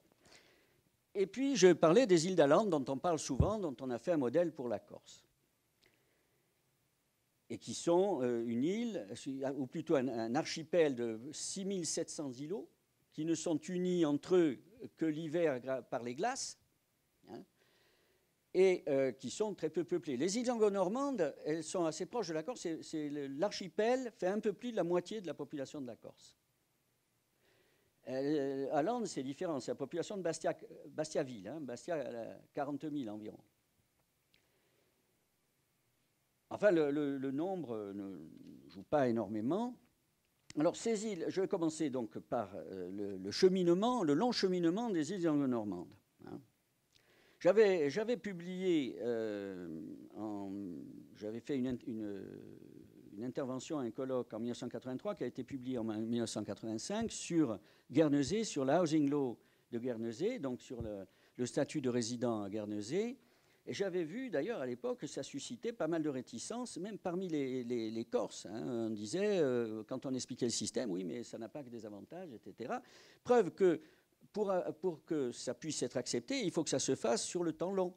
Vous ne pouvez pas décréter un statut de ce genre du soir au lendemain, parce que vous avez des gens avantagés, mais vous en avez qui seront très désavantagés, qui perdront une grande partie de leur fortune. C'est presque que, pour certains, ça vaut une expropriation ou d'être frappé d'alignement, d'avoir une maison frappée d'alignement. Hein.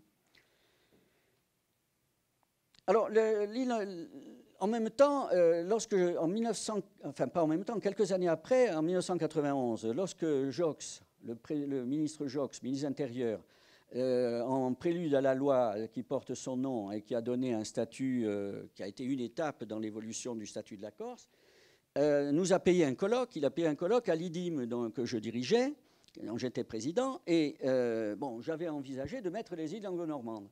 Je dis non, non, non, non, non. Les îles anglo-normandes ne sont pas dans l'Europe. Mais c'est faux.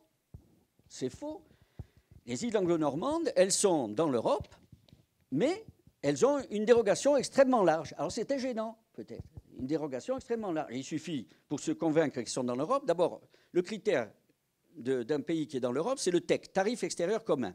Ils respectent le tarif extérieur commun. Bon. Ensuite, vous prenez le traité d'adhésion de la Grande-Bretagne, le traité d'adhésion qui a été passé en 1973. Hein, la Grande-Bretagne est rentrée en 1973. Le traité d'adhésion est assorti d'un... Non, il est de 72, et ça prend effet en 73. Hein. Le traité d'adhésion comprend un article 227 qui parle des îles anglo-normandes et qui dit que elle déroge. Et que la dérogation est prévue par le protocole numéro 3 que j'ai sous les yeux, protocole numéro 3 du 22 janvier 1972. Et alors, dans ce protocole, il y a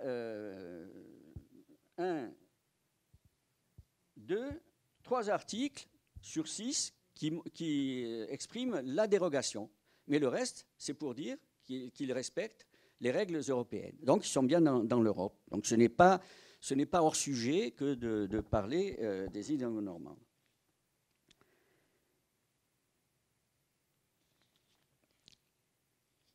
Alors, ces dérogations, vous le voyez, comme le disait tout à l'heure André Fazzi, c'est dans le droit primaire, c'est lors de l'adhésion. Ça ne serait pas passé si tout d'un coup on avait décidé, allez, on va avoir telle et telle dérogation. Ça n'a passé que parce que ça a été négocié et ça a été inclus dans le traité d'adhésion. Et donc à ce moment-là, et encore à l'époque, il y avait beaucoup moins d'États. Hein. Alors l'unanimité, ce n'est pas exactement que tous les États votent pour. Il ne faut pas qu'il y ait de vote contre. C'est-à-dire que ça peut être un certain nombre de voix pour et des abstentions. Mais c'est déjà très difficile comme ça, surtout à 26 ou 27. Alors les îles anglo-normandes, je vous disais que c'est un vestige du duché de Normandie, leur histoire commence avec la commise, c'est-à-dire la confiscation du duché de Normandie qui appartenait au duc de Normandie devenu roi d'Angleterre au Moyen-Âge, et c'est Philippe Auguste, roi de France Philippe Auguste, qui fait prononcer la commise en cour féodale, il fait reconnaître que le roi d'Angleterre ne s'est pas bien comporté comme vassal du roi de France, donc on lui confisque son fief, c'est du droit féodal. C'est la sanction habituelle. D'ailleurs, il accepte la sanction, renacle un peu, mais on oublie les îles. Dans la commise, on a oublié les îles anglo-normandes. Et d'ailleurs, certaines îles anglo-normandes étaient plutôt pour le duc de Normandie, roi d'Angleterre, et d'autres, comme Chausey, qui sont restées françaises, mais qui sont très petites, sont allées du côté français. À partir de là, il y a eu, je passe sur les chartes qui ont été accordées, hein, le roi d'Angleterre, successeur du duc de Normandie, et encore aujourd'hui, d'ailleurs, la reine d'Angleterre, elle ne règne pas sur les îles anglo-normandes comme reine d'Angleterre, mais comme héritière des ducs de Normandie. Alors, on n'utilise plus le titre de duc de Normandie, elle dit qu'elle est dame, elle est seigneur des îles anglo-normandes. Et le droit féodal est toujours appliqué de ce point de vue-là. Bon, il décline un peu, mais toujours appliqué. Et les gens des îles anglo-normandes sont donc les féaux. Donc, ils sont des tenanciers féodaux. Et ça facilite les choses. La monarchie, le droit féodal, on ne les a plus en France depuis un certain temps, mais ça facilite bien les choses. Avec une monarchie, vous pouvez faire une union personnelle, c'est-à-dire unir 2 États qui n'ont comme lien que le souverain. À l'heure actuelle, le Canada, l'Australie, la Nouvelle-Zélande sont liés à l'Angleterre uniquement en union personnelle. Et il y a eu d'autres unions personnelles dans le passé. Hein. Les institutions, d'ailleurs, d'une île à l'autre sont différentes. Jersey et Guernesey n'ont pas la même, exactement, ils ont à peu près les mêmes statuts, mais ce n'est pas exactement pareil. Hein. Ils continuent à utiliser donc les institutions du Moyen-Âge, les baillis à la tête de l'exécutif et de la justice, de la Cour de justice. Il y a le bailli, comme en France au XIIIe siècle. Et puis, petit à petit, comme disait Victor Hugo, sous une apparence féodale, c'est une république qui apparaît. C'est avec des élections, avec des États. Alors ces États parlent français. D'ailleurs, le français est co-officiel de l'anglais à Jersey. Il ne l'est plus depuis quelques années à Guernesey. Parce que plus personne ne parlait français, sauf au moment des États. On fait la prière au début des États en français, et puis on vote en français. Pour, contre. Hein, on dit je suis pour, je suis contre. Voilà. Donc il reste un peu quelque chose du français. Et à Sark, il y a le droit féodal, mais depuis 2008, il a du plomb dans l'aile.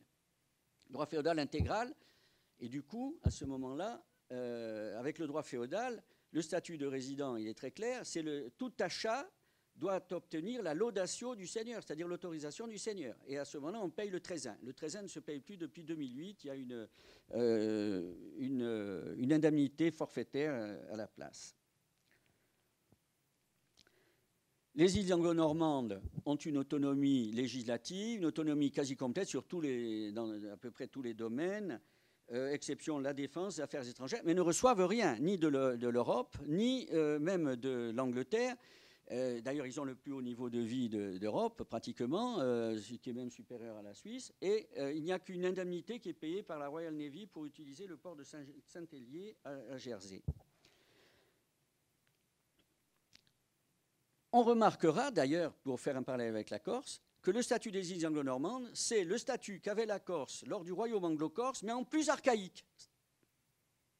Le royaume anglo-corse, c'était un statut modernisé des îles anglo-normandes, qui reposait aussi sur l'union personnelle et le droit féodal, hein, avec la possibilité de renvoyer le vice-roi par un vote de défiance, etc. Bon, on n'en a plus voulu. Là aussi, ça fait partie du zigzag des Corses. Les Corses la Corse n'a pas été reconquise par l'armée française, comme le disent certains. Hein, les Anglais sont partis parce que, d'abord, la Corse ne présentait pas grand intérêt pour eux, mais surtout, les officiers, etc., voulaient partir. Mais il y avait un mécontentement. Il y avait un mécontentement, comme disait le vice-roi, il n'y a pas un berger qui ne demande à être capitaine, au moins capitaine, pour service rendu à la nation. Voilà. Et Nelson, qui était là commodore, hein, comme James Bond, il n'était pas encore amiral, a dit, pour rester dans ce pays, il faut la patience de Job et la richesse de Crésus. Hein. Et les gens ne payaient plus les impôts, il fallait 8 gendarmes autour du percepteur. Après, les Anglais ont dit, bon, il n'y a plus besoin de payer les impôts. Mais seulement aux communes, on a dit, on ne va pas entretenir la Corse aux frais de l'Angleterre, dans la mesure où l'inventaire qui avait été fait montrait que ça ne rapportait rien. Et lorsqu'on a demandé qu'on déplace un régiment de Gibraltar pour défendre la Corse contre une éventuelle attaque de l'armée d'Italie, ils ont dit, halte là, partez. Et c'est ce que voulaient les officiers. Donc le statut de résident à Jersey et à Guernesey est à peu près le même. Ça a commencé à Jersey en 1948. Déjà, il y avait quelque chose avant, mais ce n'était pas organisé. Mais en 1948, on organise le statut de résident à Jersey et à Guernesey, qui est moins peuplé, puisque Jersey, c'est 90 000 habitants environ. Le reste, c'est donc 60 000 et quelques Guernesey et dépendance. Donc c'est en 1957 qu'on a monté le statut donc bien avant qu'on a monté le statut de résident à Guernesey et dépendance. Donc, bien avant que l'Angleterre, enfin que le Royaume-Uni ne rentre dans l'Union, ce que deviendra l'Union européenne. Hein. Alors, ce statut de résident, peut-être que vous allez en parler ou... Pas de Jersey, Guernesey. Alors, le statut de résident,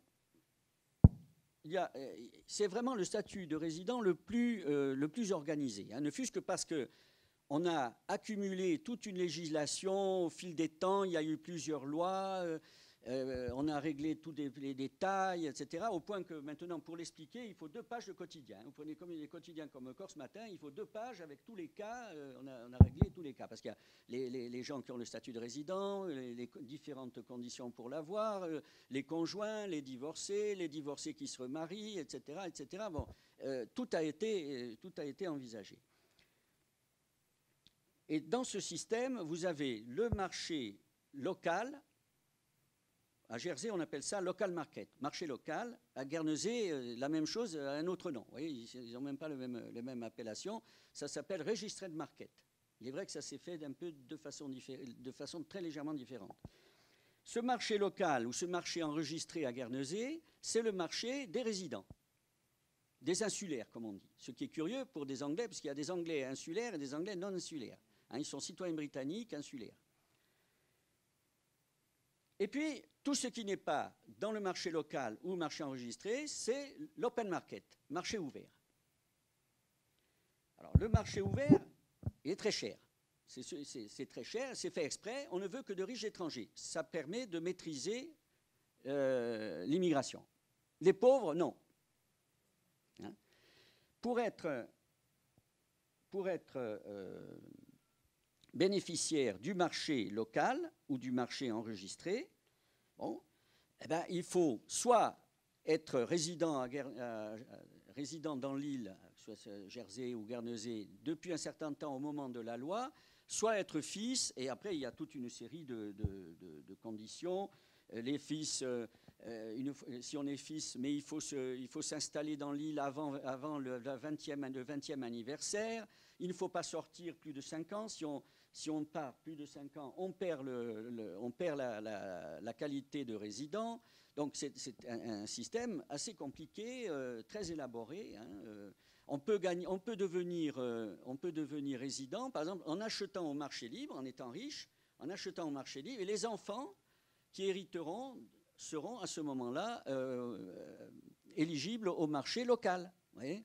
Donc c'est quand même un peu ouvert. Et puis il y a un dispositif, comme c'est une immigration choisie, vous l'avez bien compris, eh bien on va même dans certains cas choisir non pas des riches, mais des gens dont on a besoin. On a besoin d'un médecin, hein, si ça devient un désert médical, là-bas ils ont la parade.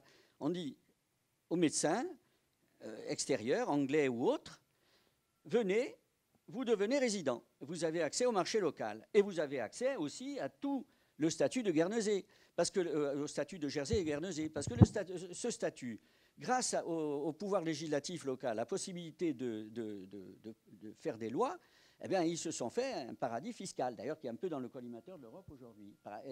Ils n'ont pas de droit de succession. Ils ont ce qu'on avait avec ce qui était devenu l'arrêté Mio avec l'arrêt Bénédette en 1986, c'est-à-dire que ce qui était une exemption de la moitié des droits était devenu à ce moment-là une suspension sine die du droit de succession en Corse, au point que France Info, pendant quelques heures, a signalé la Corse comme paradis fiscal, hein, il y a plusieurs années, j'avais entendu ça.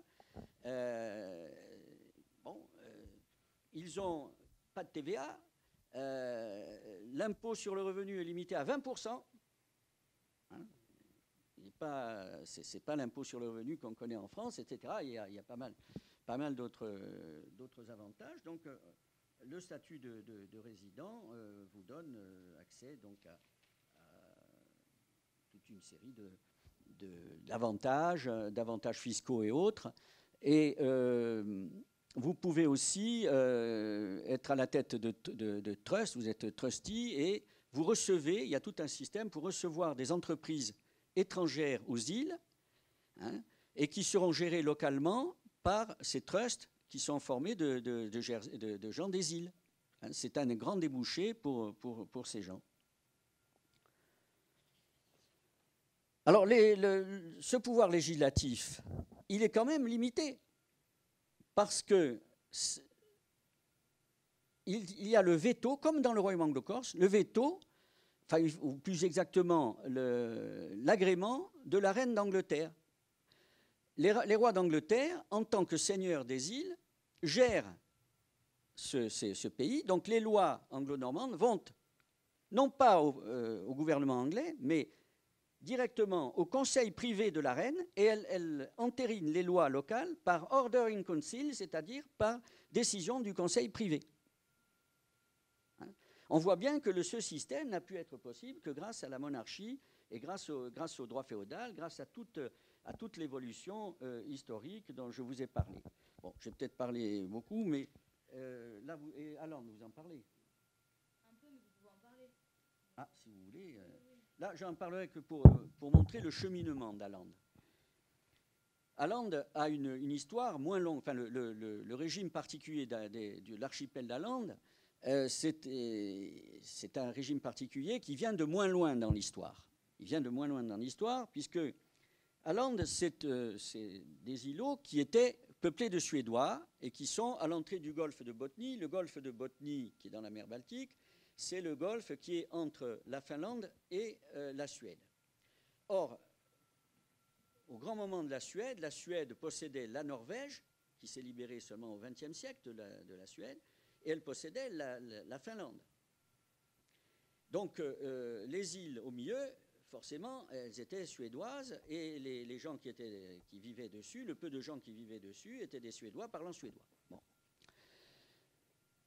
1807, Napoléon, comme je l'ai dit tout à l'heure, obnubilé par le blocus continental, s'en prend à la Suède qui ne respectait pas le blocus continental et qui commerçait avec le Royaume-Uni, avec les Anglais.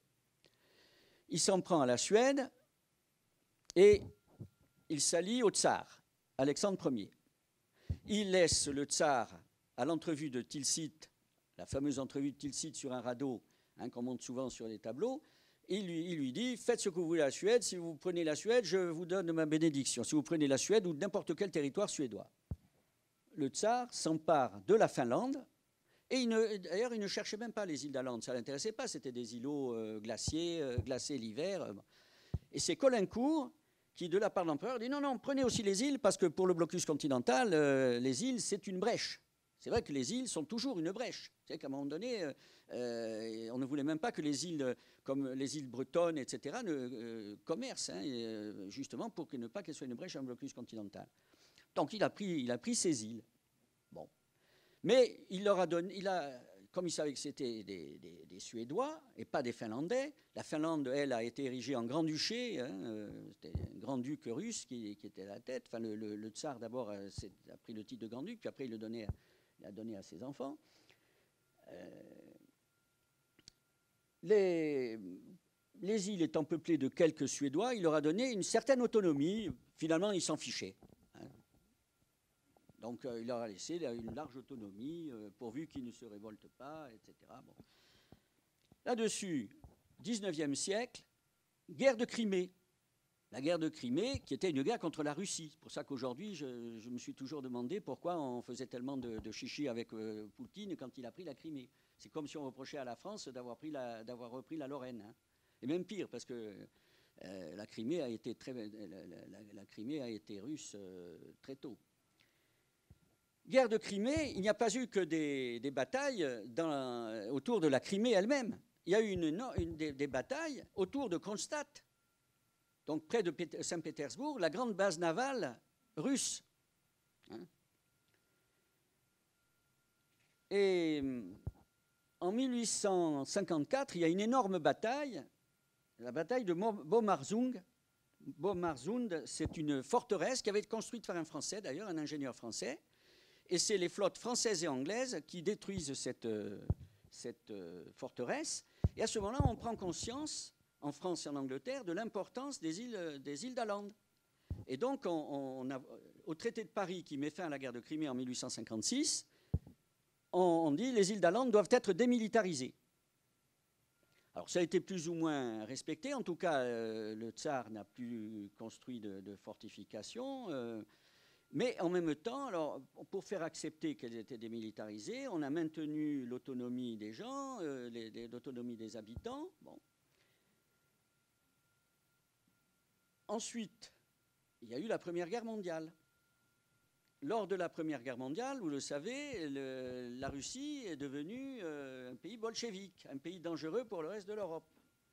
La Finlande, en 1917, la Finlande qui était donc grand-duché de Russie, se détache profite de la révolution russe pour se détacher de la Russie. Et à ce moment-là, elle apparaît, il y a le général, un maréchal qui s'est distingué, Mannerheim, s'est distingué comme allié des Russes blancs contre les bolcheviks, contre les rouges.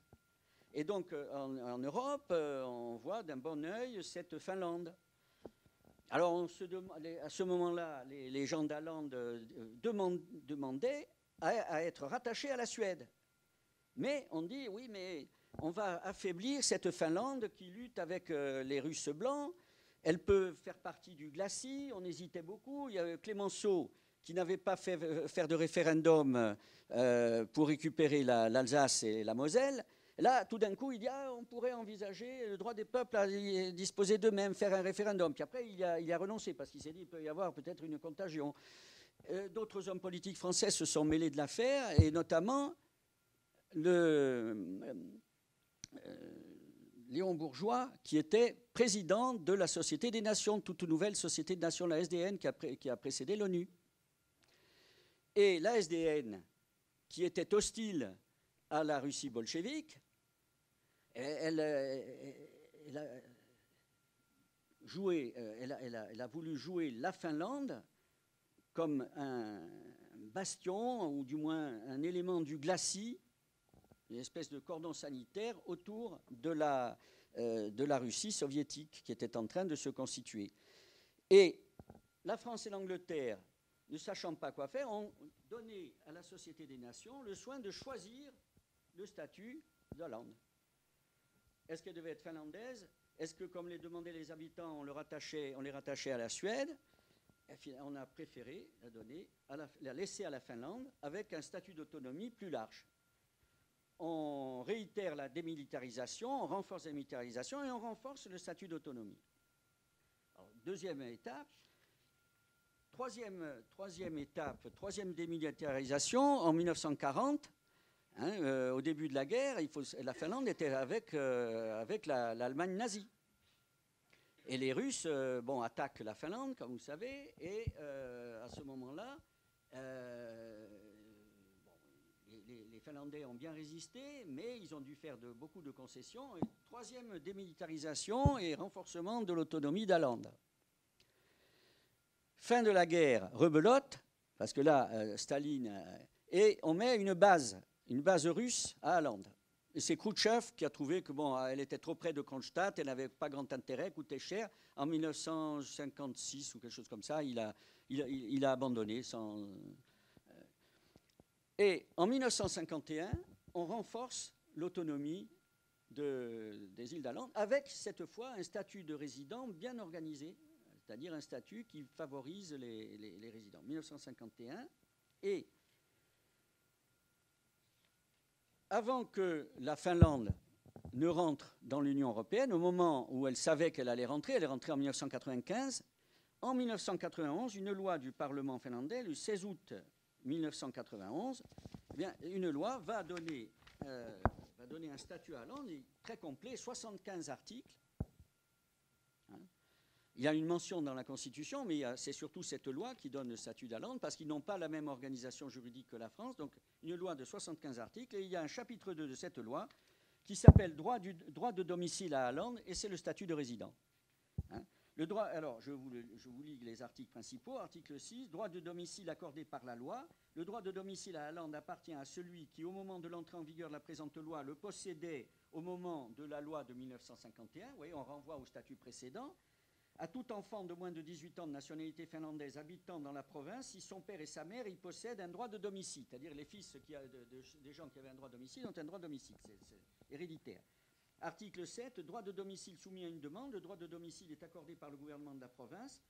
Le droit de domicile doit être accordé, sauf si des raisons graves s'y opposent, à un ressortissant finlandais qui présente sa demande et qui est installé dans la province, qui a eu sa résidence principale habituelle dans la province depuis au moins 5 ans, sans interruption, et là on voit la compétence linguistique qui intervient, qui possède une connaissance satisfaisante de la langue suédoise.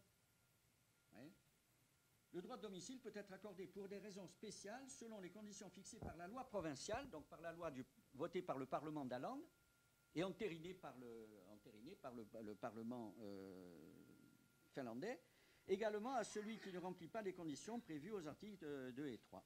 Perte du droit de domicile, on perd le droit de domicile lorsqu'on s'installe hors de la province pour une durée qui est fixée par la loi provinciale et qui peut varier d'ailleurs selon les cas. Donc si vous interrompez, vous perdez le droit. Et ce droit de domicile, article 10, donne droit d'acquisition des biens immobiliers.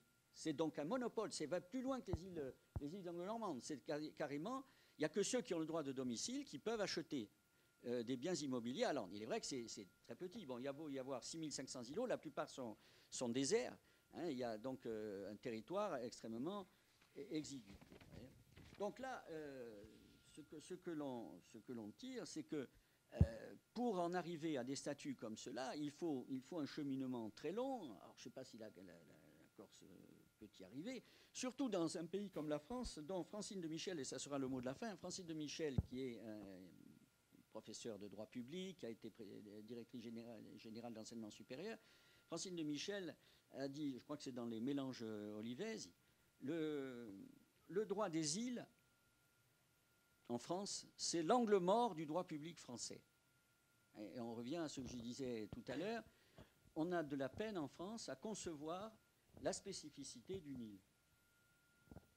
Je vous remercie et j'espère qu'elle n'est pas trop compassion. Ok Jean-Yves, il est 15h30, on va passer directement à Claire-Cécile si tu permets, comme ça elle pourra développer son propos et prendre, on a à peu près jusqu'à 16h. Enfin je crois que les étudiants après ont cours. Et voilà, donc c'est parti. Bon, je voudrais d'abord vous remercier de m'avoir invité aujourd'hui, Monsieur Coppolagne, Monsieur André Fati qui est parti, et me permettre de réaliser un vieux rêve, celui de parler à un micro. Donc je suis bien contente. Je suis bien contente de le réaliser aujourd'hui. Alors, je ne sais pas, vous me connaissez certainement pas, mais comme l'a rappelé Monsieur Coppolagne, moi je fais une thèse sur le statut de résident, c'est une thèse de droit public. Je la fais à Nancy, à l'Université de Lorraine, et j'ai une codirection à Paris, parce que j'ai un de mes directeurs qui est professeur de droit public à Paris-Saclay. Voilà, alors je ne vais pas revenir sur les différents statuts de résidents qui ont été évoqués en droit européen, des statuts de résidents qui peuvent s'apparenter au statut de résident corse et d'autres qui peuvent moins s'apparenter au statut de résident tel que voté par l'Assemblée de Corse. En tout cas, voilà, moi je vais me cantonner au statut de résident tel que voté en 2014 par l'Assemblée. Et en tout cas, les deux griefs qui lui ont été opposés, à savoir sa contrariété au principe de propriété consacré par la Constitution française et à l'atteinte au droit européen et notamment à la liberté d'installation et de circulation. Et je vais nuancer sur ce point, je pense, la prise de position de monsieur Fads, parce que ma petite étude du statut de résident me prouve qu'on peut peut-être le nuancer.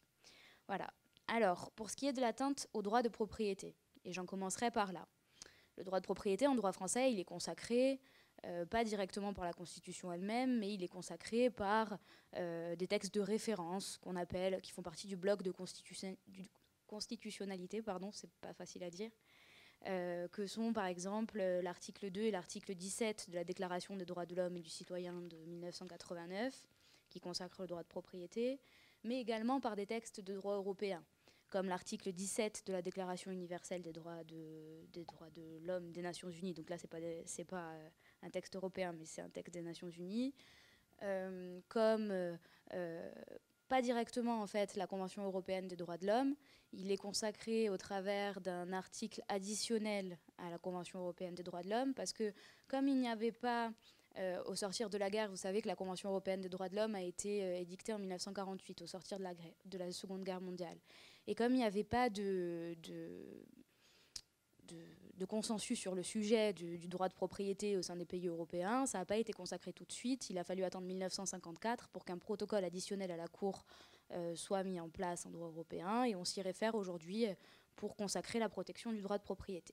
Bon, ceci étant dit, en droit français, le droit de propriété doit revêtir 3 caractères principaux, à savoir l'usus, le fructus et l'abusus. Ça peut vous paraître un peu trivial, mais on va l'expliquer simplement. L'usus, c'est le droit d'utiliser son bien, c'est-à-dire vous avez le droit d'habiter chez vous, c'est le droit d'utiliser son bien.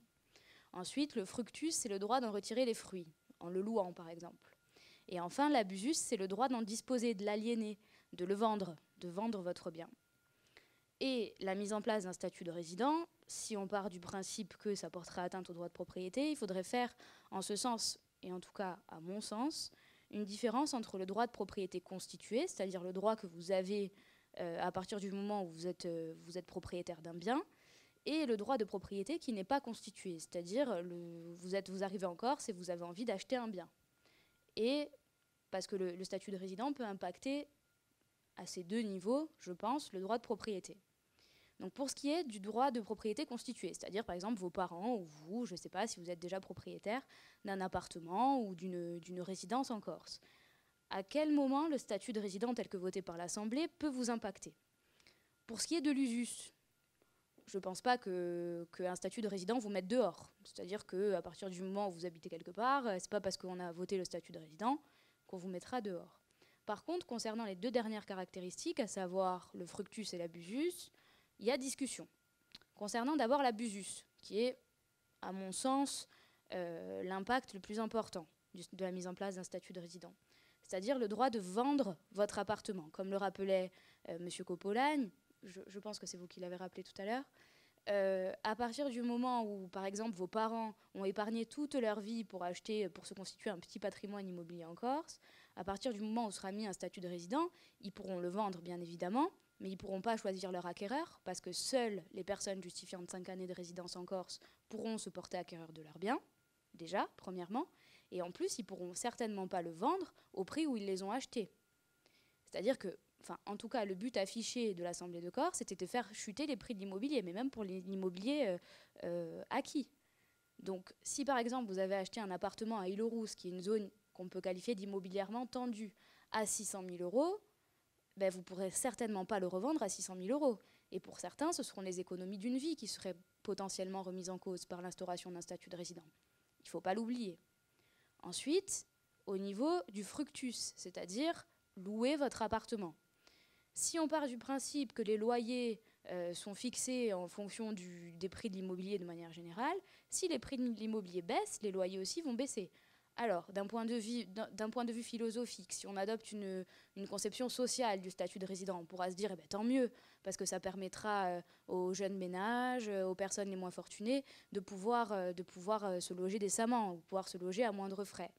Mais ce n'est pas évident pour tout le monde, parce que même si vous avez acquis des biens en vue d'une location en Corse, vous ne pourrez pas les louer, à l'année en tout cas, au prix où vous entendrez les louer.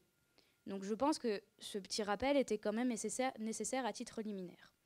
Ensuite, si vous estimez que le statut de résident porte atteinte à votre droit de propriété, donc vous êtes propriétaire d'un bien et vous estimez que le statut de résident porte atteinte à ce droit, vous pouvez toujours saisir le juge judiciaire qui est amené à répondre des atteintes au droit de propriété et, a fortiori, le Conseil constitutionnel. La jurisprudence, c'est des décisions de justice.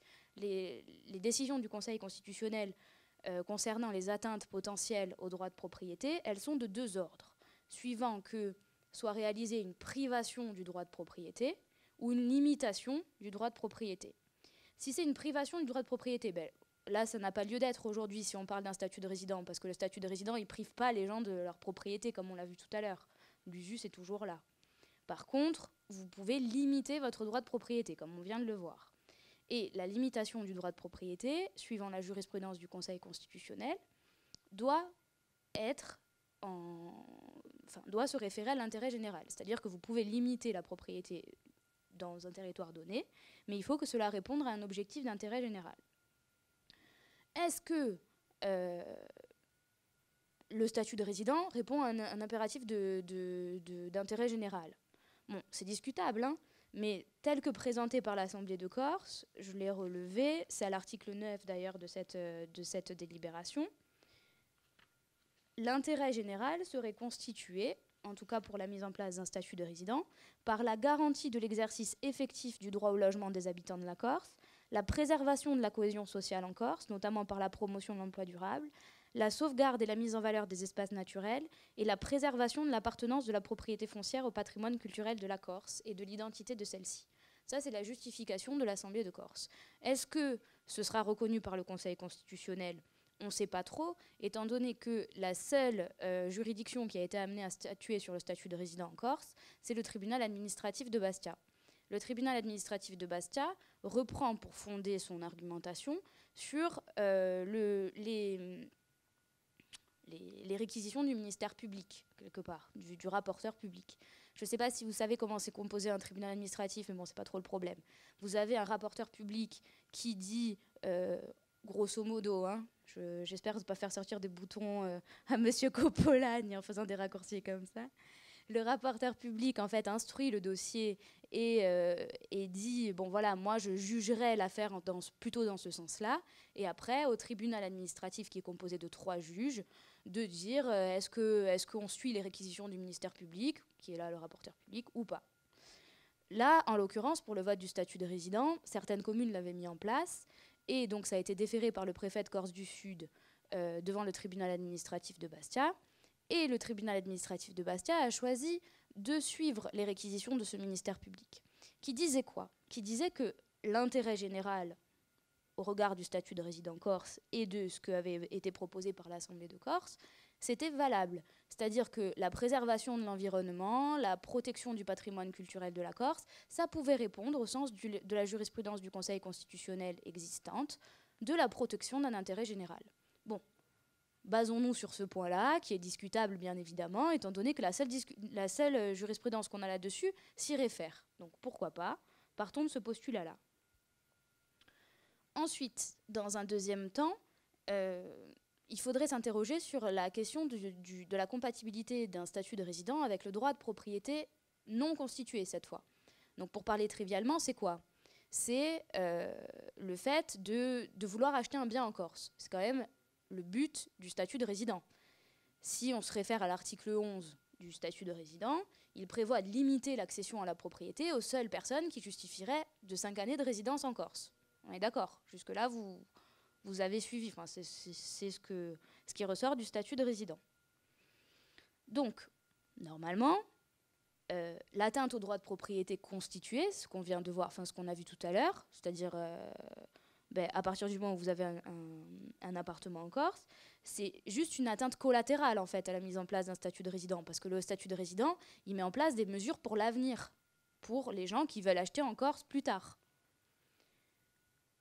D'autant que, comme le rapporteur public le rappelle, les articles 2 et 17 de la Déclaration des droits de l'homme et du citoyen protègent le droit de propriété constitué, mais pas le droit à acquérir une terre. C'est-à-dire que, normalement, vous n'avez pas le droit de porter atteinte à votre droit de propriété que vous avez, c'est-à-dire si vous êtes propriétaire, on n'a pas le droit, sous réserve des réserves que je vous ai évoquées tout à l'heure, de porter atteinte à ce droit-là. Mais par contre, le droit de propriété, il ne protège pas le droit d'acquérir. C'est pas vrai. Et ça a été retenu aussi par la délibération du tribunal administratif de Bastia, qui, comme je le répète, a été le seul pour l'instant à s'être positionné par rapport au statut de résident. Bon, il faut noter qu'il y a des dispositions du droit commun qui permettent de limiter, si le but c'était éviter la spéculation immobilière, il y a des dispositifs du droit commun qui permettent déjà d'éviter ça. Par exemple, en taxant les résidences secondaires. Par exemple, également en taxant les logements vacants. Vous pouvez mettre en place une taxe sur les logements vacants. Chaque commune peut mettre en place, et surtout les communes qui sont touchées par une spéculation immobilière, peuvent mettre en place ça. Quelques dispositions également de la loi Allure peuvent mettre en place des mesures pour limiter la spéculation immobilière. Le PADUC également, qui est applicable.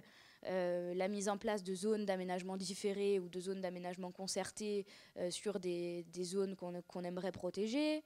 Il y a quand même pas mal de dispositifs du droit commun qui peuvent permettre de lutter contre la spéculation immobilière. Certains aspects de la loi littorale, certains aspects de la loi montagne. Donc le statut de résident, quand certaines personnes vous disent c'est la solution, oui, mais certainement aussi couplée avec d'autres... Enfin oui, je sais pas, j'ai pas jugé de l'opportunité de la mise en place d'un statut de résident, mais elle doit être nécessairement couplée à d'autres dispositifs du droit commun. D'autant que les communes, sur leur territoire, peuvent choisir de mettre en place, ou de réserver une partie de leur parc immobilier pour la construction de logement social aux primo-accédants résidant sur leur commune, par exemple. De là à dire que c'est la mise en place d'un statut de résident déguisé, c'est ce qu'a dit à François Alphonse, si je l'ai vu sur un post Facebook dernièrement, au sujet de la mise en place par la commune de Loumio et de Cater et en Balagne d'un espèce de statut de résident comme ça un peu déguisé. Donc voilà. À noter que le seul motif d'inconstitutionnalité qui a été retenu par le tribunal administratif de Bastia, c'est celui tiré de la méconnaissance de l'article 34 de la Constitution. Donc pas d'atteinte au droit de propriété tel quel, mais de l'article 34. Cet article 34 dit quoi? Monsieur Faz l'a rappelé tout à l'heure. Il dit que seul le législateur national, donc l'Assemblée nationale, est capable de légiférer sur le droit de propriété. Est-ce que l'Assemblée de Corse a un pouvoir législatif? Non. Dans l'état actuel des choses, l'Assemblée de Corse n'a pas de pouvoir législatif. Donc elle aurait outrepassé ses compétences en limitant le droit d'accès à la propriété ou en légiférant, en tentant de légiférer sur les restrictions à l'accès à la propriété en Corse. C'est le seul grief qui a été retenu par le tribunal administratif de Bastia. Est-ce que le statut de résidence serait envisageable dans le cadre d'une révision constitutionnelle future? C'est tout le problème aussi. C'est la question qui a été relevée tout à l'heure. Et est-ce qu'on peut l'envisager? Donc, au travers du droit à la différenciation, je ne sais pas si vous avez bien compris, mais vous avez un droit à la différenciation qui aurait vocation à remplacer le droit à l'expérimentation. Le droit à l'expérimentation, déjà, c'était quoi? Depuis la loi constitutionnelle de 2003, qu'on a appelé l'acte 2 de la décentralisation, a été mis en place au bénéfice des collectivités qui voulaient s'en prévaloir une possibilité de demander une habilitation pour déroger à certains dispositifs du droit commun dans certaines matières, et si la mesure s'avérait concluante au bout de 3 ans, étendre cette mesure à d'autres parties du territoire. Ça, c'est le droit à l'expérimentation. Donc ça avait vocation à s'étendre ailleurs. Là, le droit à la différenciation, ce serait une habilitation permanente sur certains sujets. Donc il faudrait toujours redemander une habilitation, mais cette habilitation serait permanente sur certains sujets et circonscrite à un territoire défini, c'est-à-dire qu'on n'aurait pas besoin de le mettre en place ailleurs. Si on n'a pas réussi à mettre en place un statut de résidence sur la base de l'expérimentation, ça m'étonnerait qu'on puisse le mettre en place sur la base d'une différenciation. Mais bon, ça n'engage que moi. Et ensuite, quant à la mise en place d'un article 72.5, cet article 72.5, il avait déjà été envisagé par le rapport Guy de Carcassonne qui avait été rendu à l'Assemblée de Corse en 2013 et qui préconisait déjà à l'époque, Guy de Carcassonne c'est un professeur de droit public, qui préconisait déjà à l'époque la mention de la Corse dans la Constitution au travers de l'article 72.5. Bon, très bien, pour disposer pareil d'une habilitation dans des domaines précis, pour mettre en place des dispositifs de manière précise en Corse. Toutefois, ce rapport, déjà en 2013, disait que la question foncière ne pourrait pas être traitée au travers du prisme de cet article 72.5. Pourquoi ? Parce que pour traiter des questions foncières, ou en tout cas pour avoir une habilitation du Parlement sur des questions foncières, il faudrait se rapprocher davantage des dispositifs de l'article 74 que M. Fadzi a cité tout à l'heure. Pourquoi ? Parce que comme il l'a dit, l'article 74 fait bénéficier dans certains cas des territoires français d'une habilitation en matière de gestion du foncier et plus précisément en matière de préemption. C'est le cas notamment pour la Polynésie française qui a le droit de préempter certains terrains au bénéfice de la population locale. Voilà. Donc l'article 72.5, ça ne permettrait pas de mettre en place un statut de résident. Le professeur Mastor, en 2018, a rendu donc c'est une professeure de droit constitutionnel aussi, a rendu un rapport à l'Assemblée de Corse et préconisait la mise en place de la mention de la Corse au travers de la Constitution, au travers de l'article 74-2 de la Constitution, qui conférerait un pouvoir législatif à l'Assemblée de Corse dans 3 matières principales, à savoir le foncier, la langue et la fiscalité.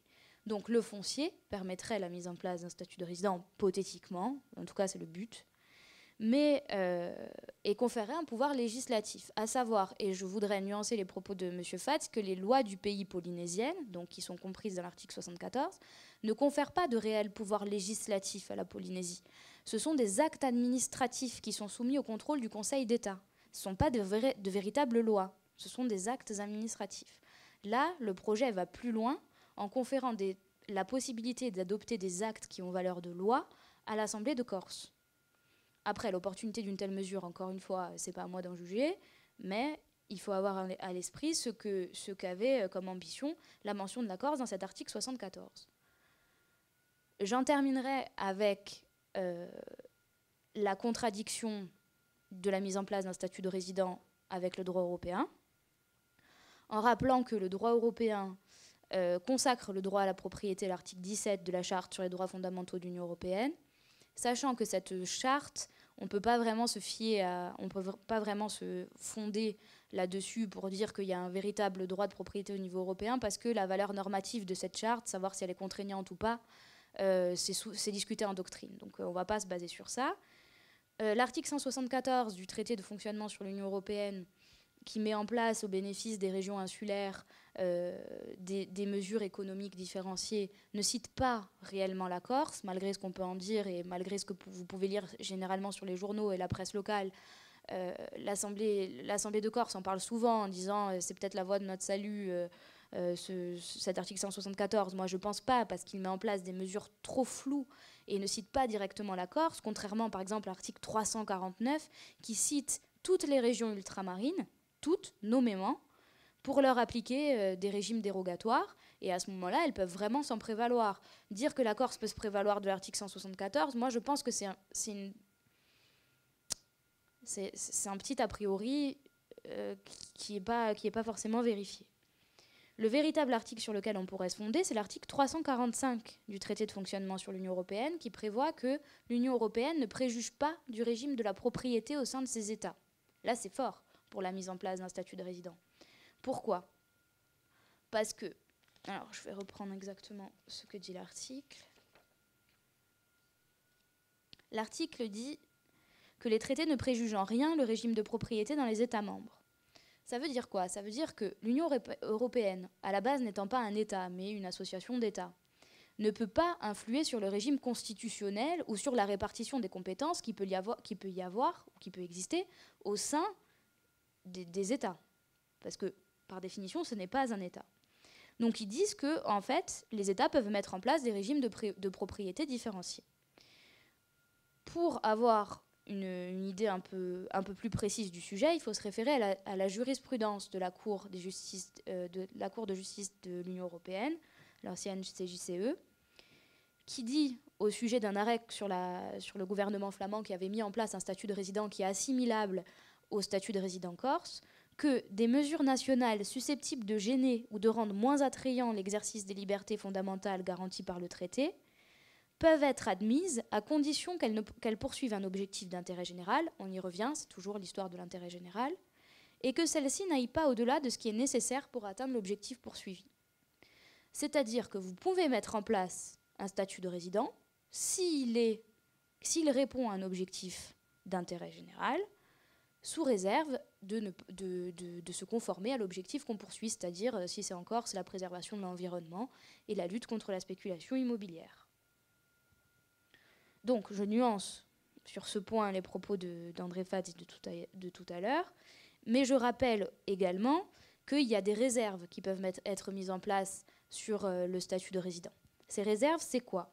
C'est dans une autre jurisprudence de la Cour de justice des communautés européennes que j'ai pu le tirer, c'est la jurisprudence concernant le Tyrol autrichien. Le Tyrol autrichien avait mis en place un statut de résident sur son territoire, et ce statut de résident accordait l'accession à la propriété de manière prioritaire aux seuls nationaux. Et à ce moment-là, la Cour de justice de l'Union européenne a considéré que la mise en place de ce statut fondé sur la nationalité correspondrait à la mise en place de mesures discriminatoires. Et les mesures discriminatoires sont contraires au droit européen. Donc à ce moment-là, c'est pas la mise en place d'un statut de résident qui a été sanctionné, c'est que ce soit fondé sur des mesures discriminatoires en réservant qu'aux nationaux le droit d'accès à la propriété sur leur territoire. Donc c'est quand même assez fort aussi. Donc si on peut faire un parallèle avec la Corse, l'Assemblée de Corse avait proposé que soit considéré le centre des intérêts matériels et moraux en Corse pour la mise en place d'un statut de résident. Pour parler clairement, c'est pour étendre le bénéfice du statut de résident aux gens qui n'y résident pas. Comme par exemple les membres de la diaspora, comme moi, qui suis partie faire ma thèse à Nancy, et si je rentre en Corse, je ne pourrais pas accéder à la propriété parce que je ne justifierais pas de 5 ans de résidence. Donc pour pouvoir faire bénéficier les gens comme moi, les diasporeux, de ce statut de résident, eh bien, ils ont proposé que soient pris en compte les centres des intérêts matériels et moraux en Corse. Mais si on se réfère à cette jurisprudence du Tyrol autrichien, à mon avis, ce ne serait pas compatible avec le droit européen. Parce qu'en droit, les résidents, ce sont ceux qui y habitent. Ce ne sont pas conférer le bénéfice de ce statut à ceux qui présenteraient des intérêts moraux en Corse. Ce serait, selon moi, adopter une conception un peu ethnicisante, plus ou moins bien cachée, du statut de résident. Après, une autre fois, ça ne regarde que moi. Ensuite, par rapport à la liberté de circulation qu'avait évoqué M. Fadzi tout à l'heure.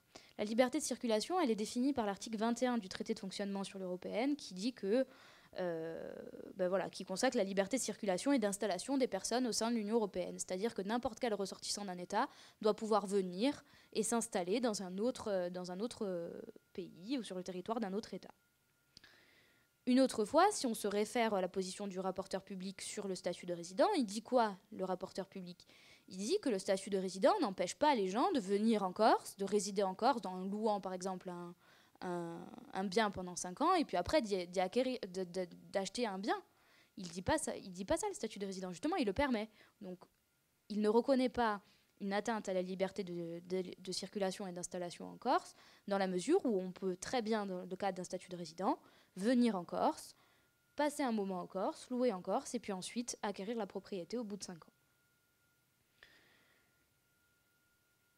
Donc, comme le rappelait aussi M. Coppolagne, généralement, les dérogations qui mettent en place un statut de résident ont été prévues avant l'adhésion des pays à l'Union européenne. Mais comme je le disais, avec toute la nuance que j'ai essayé d'apporter humblement dans cette contribution, le droit européen n'est pas contraire intrinsèquement à la mise en place d'un statut de résident, même si ce n'était pas prévu dans les traités originaires, ou en tout cas de mon point de vue. D'autant que, comme le rappelait M. Coppolagne, d'autres statuts existent en Europe, même si c'était avant l'adhésion de ces pays-là à l'Union européenne. Mais il faut toujours, et à ce moment-là, je rejoins les 2 précédents interlocuteurs, que prendre en compte le contexte historique, social, économique de ces régions qui ont mis en place un statut de résident, qui sont intrinsèquement différentes de la Corse. À chaque fois qu'a été mis en place un statut de résident au niveau européen ou même ailleurs, cela répondait à des impératifs qui n'étaient pas les mêmes. Donc faire un parallèle un raccourci un peu court et un parallèle un peu ambitieux en disant que parce qu'il existe d'autres statuts européens en Europe, on peut mettre en place un statut de résident en Corse, ça me paraît un peu scabreux. En tout cas, en tout état de cause, le statut de résident en France questionne sur l'avenir qu'on entend accorder à la décentralisation, qui semble un peu en perte de souffle avec justement la taxation sur la taxe d'habitation qui n'est plus percevable par les communes, tout ça. Donc ça questionne, moi je pense, en tout cas aujourd'hui, même si le statut de résident sera probablement pas mis en place de notre vivant à tous, ou en tout cas je pense qu'on n'est pas dans un contexte favorable, et en tout cas il questionne sur l'avenir de cette décentralisation qui depuis les années 1980, à l'image du statut de la Corse, qui, comme l'a rappelé M. Coppolagne, était un peu en dents de scie par rapport à l'histoire française. La décentralisation est proclamée par la Constitution de la Ve République, mais ce n'est pas pour autant qu'elle est réellement effective, en tout cas en Corse. Voilà, je vous remercie de votre attention, et si vous avez des questions, je suis disponible.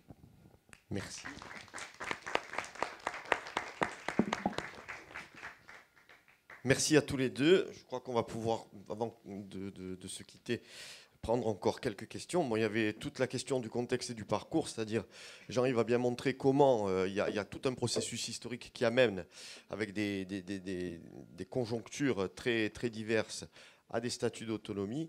Et puis Claire-Cécile a refait un point très nuancé d'ailleurs, merci, sur ce statut de résident qui pose un certain nombre de problèmes et qui sème un certain nombre d'obstacles aussi par rapport à un processus désiré ici qui, pour être louable, n'en est pas moins semé d'embûches et de difficultés. On peut y aller de suite. Oui, je vous en prie. C'est à moi de courir. Oui, donc moi, juste une petite remarque. Enfin, vous parliez des taxes que pouvaient faire les communes par rapport aux lois littorales et tout ça.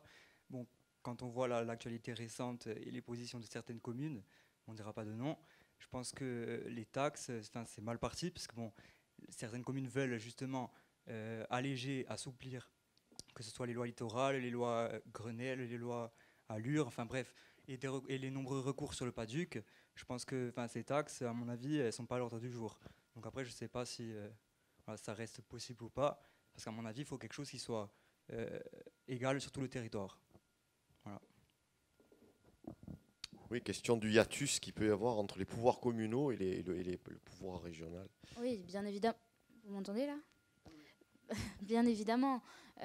Adopter un statut de résident, ça relève d'une politique publique qui s'appliquerait à toute la Corse. Et donc forcément, ça permettrait de nuancer justement ce que vous les communes qui allègeraient leurs modalités d'accession à la propriété ou qui essaieraient de contourner un peu la loi pour justement établir un parc immobilier qui serait plus important et plus avantageux pour leur commune, bien évidemment. Mais une autre fois, moi j'aimerais revenir sur les deux conceptions philosophiques qui s'affrontent pour la mise en place d'un statut de résident. Et que je pense qu'on l'oublie trop parce qu'on a un parti pris. On a un parti pris forcément parce qu'on est en Corse et parce qu'on voit que notre littoral est le plus souvent bétonné et qu'on aimerait, on ne sait plus quoi faire pour éviter ce mécanisme. Mais il y a quand même deux conceptions qui s'affrontent. Vous avez une conception libérale du droit de propriété qui dit quoi? Qui dit qu'à partir du moment où on a de l'argent, pourquoi on ne pourrait pas construire sur certaines parties du territoire français? Puisqu'on est français, on a de l'argent, on peut très bien acheter en Corse, comme on pourrait acheter dans le Limousin, parce que rien ne nous interdit d'acheter en Corse. Et après, si vous adoptez une conception plus sociale de l'État de manière générale et des politiques publiques, vous pouvez penser que le droit au logement pour tous, c'est quand même un droit qui prime sur les velléités de construction d'autres. Mais ça, c'est un débat idéologique. Moi, je n'avais pas vocation à vous répondre réellement sur ça. Moi, je vous dis ce qu'il est possible de faire, ce qu'il n'est pas possible de faire. Et j'adopte une lecture qui est forcément celle d'un juriste. Je ne peux pas vous répondre d'un point de vue philosophique sur, bien évidemment, des communes qui outrepassent leur... qui outrepassent ou pas, mais qui prennent des politiques dans un sens différent que celui du statut de résident.